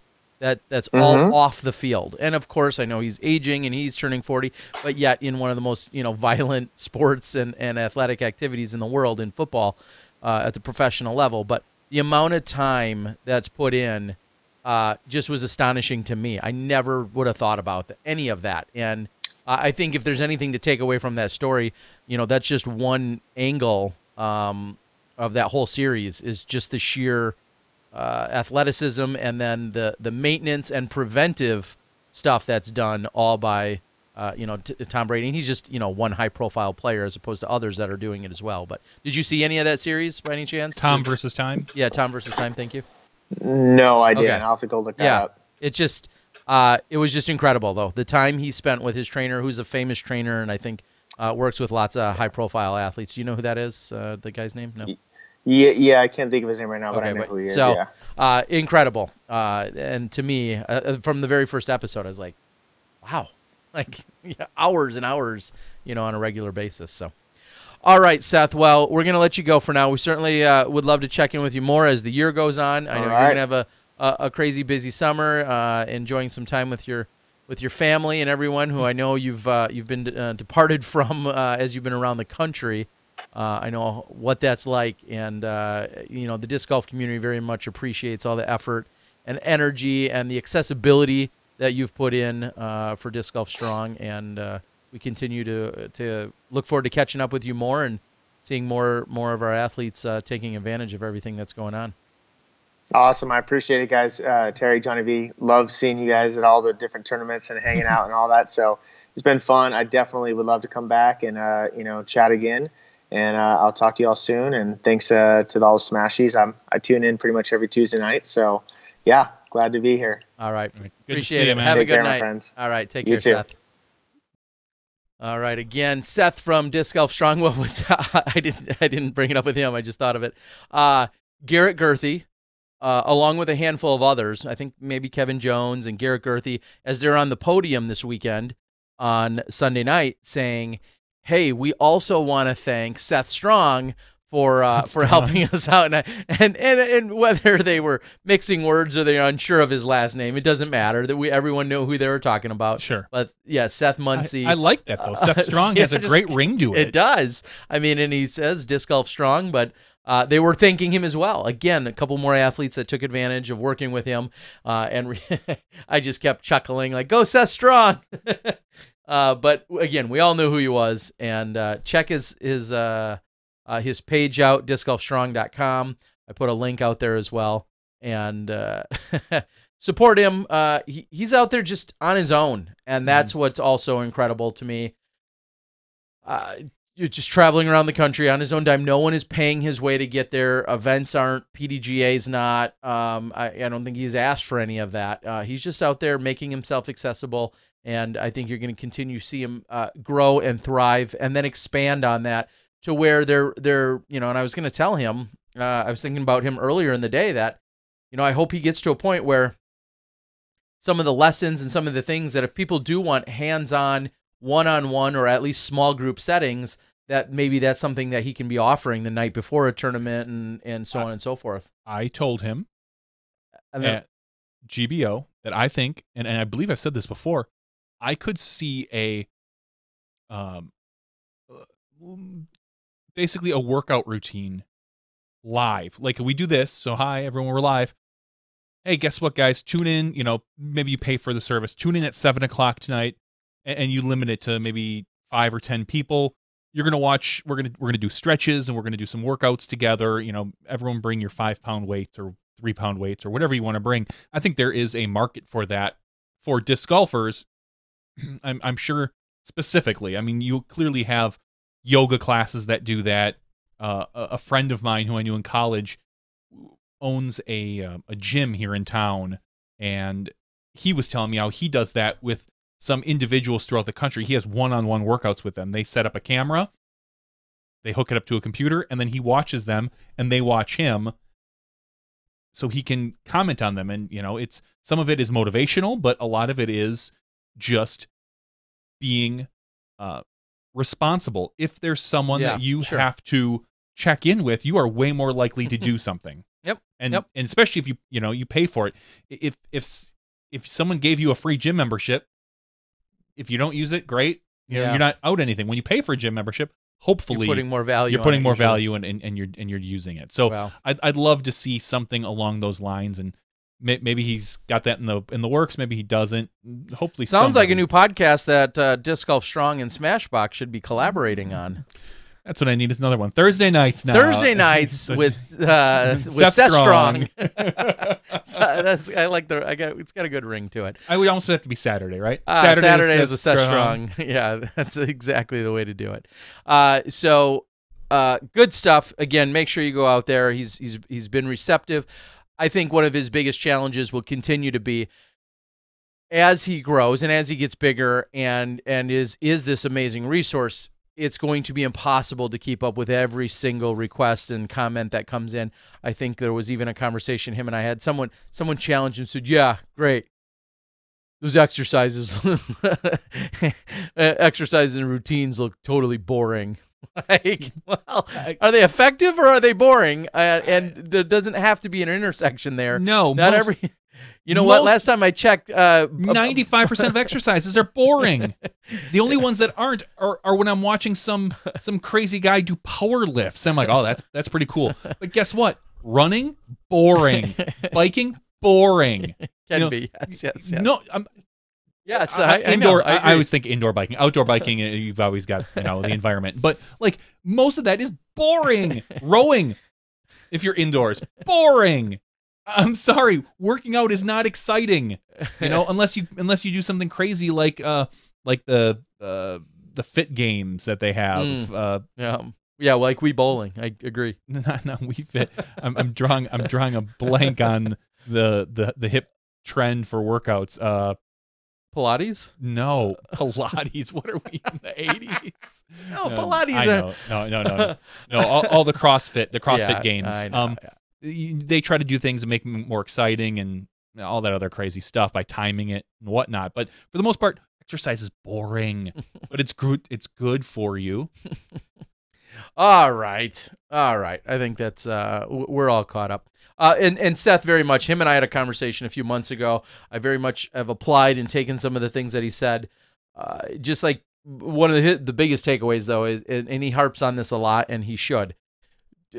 Doing something for 1 minute or 2 minutes or 5 minutes a day is better than zero. And he's totally right when a lot of people say, well, I don't have time to work out today, or I don't have a half hour to get on the bike. And he very much wants to squash that excuse and BS and say, yeah, well, great. Give me 3 minutes. Give it 5 minutes. Give it 10. You may not have an hour, but you might have a half hour. And if you don't have a half hour, you have 10 minutes.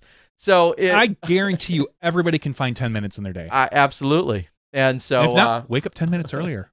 Exactly. And he's a firm believer in that. And I very much have applied that too.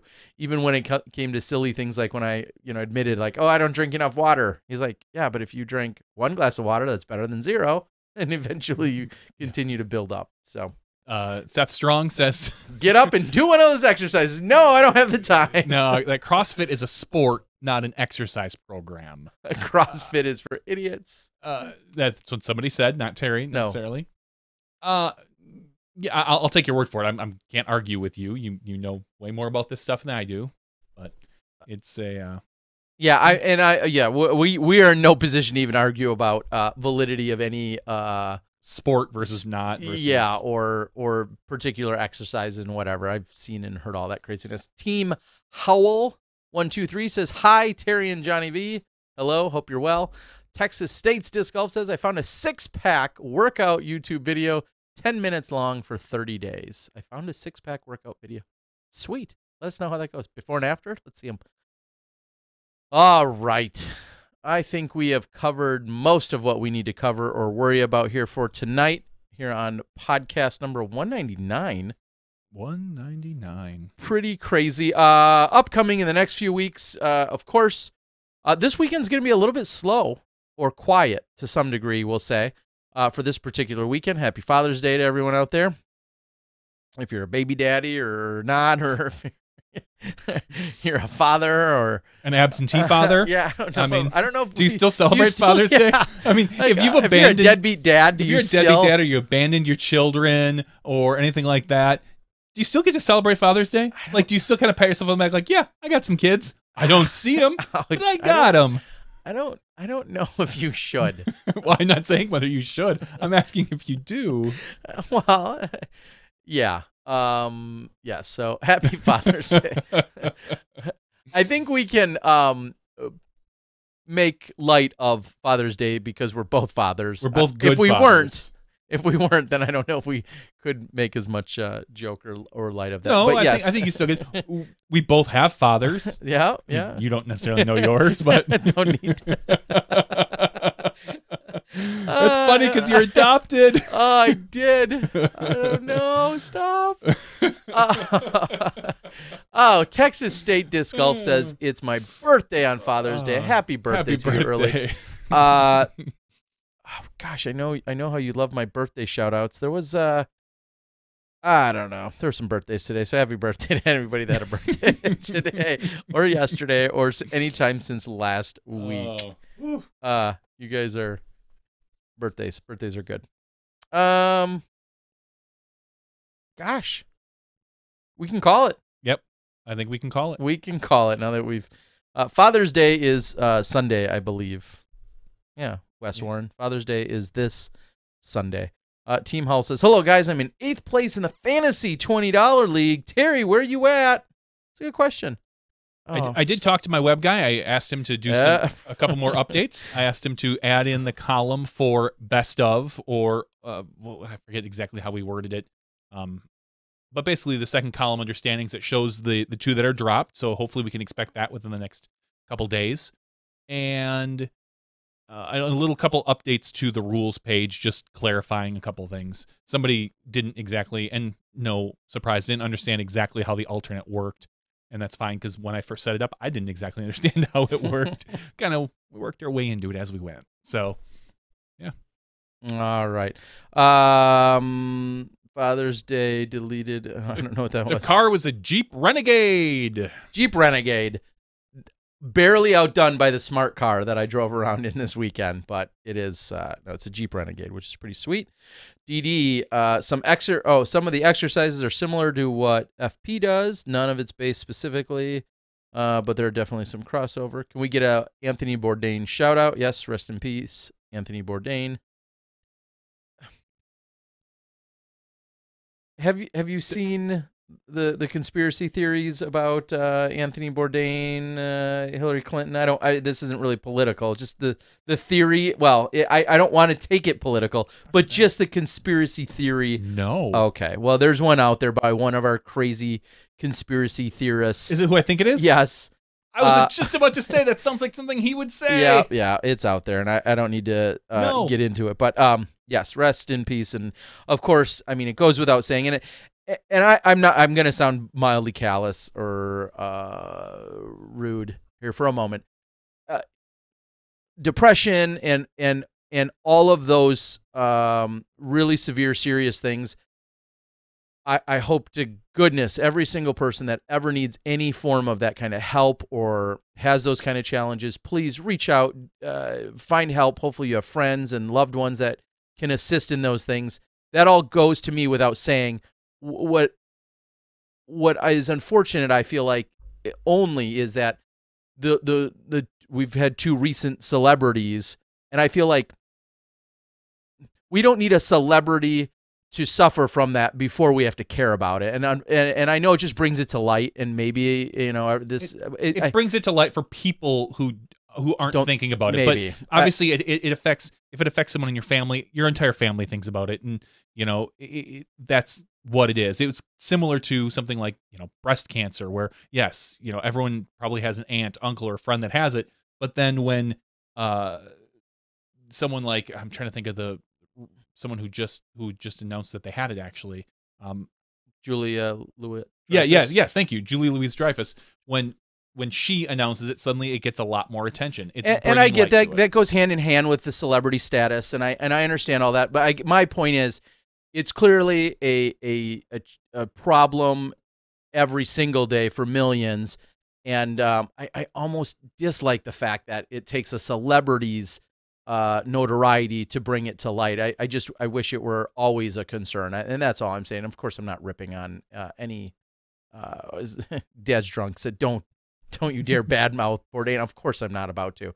My point was, it's too bad it takes a passing of a celebrity to bring it to light. That's all I'm saying. I hope everyone can make amends and find help that they need, regardless of their status. Dad's drunk says he's going to message Seth further. Good call. Disc Golf Strong. How can I message you on Facebook regarding stretching and workouts? How can I? Yep, go out and find him. Hyperbole, they have enough joint mobility. What about the fantasy league? DD, what about it? Yep. I think they're talking fantasy with Dad's drunk. Yeah, keep doing good out there. I'm in 45th in the $20 money league. I'm in trouble there. All right, let's wrap this up. Yeah, we are. caught up on the board. All right, so we're going to call it for all of our guests tonight, earlier in the regular show, along with Seth, our featured After show guest. Yes, we love it. Thank you, Seth, for your insights. Check him out, discgolfstrong.com, and find him on Facebook. For Johnny V and myself, Terry Miller, the Disc Golf Guy, we'll see you guys next week for podcast number 200 when you step inside the Smash Box.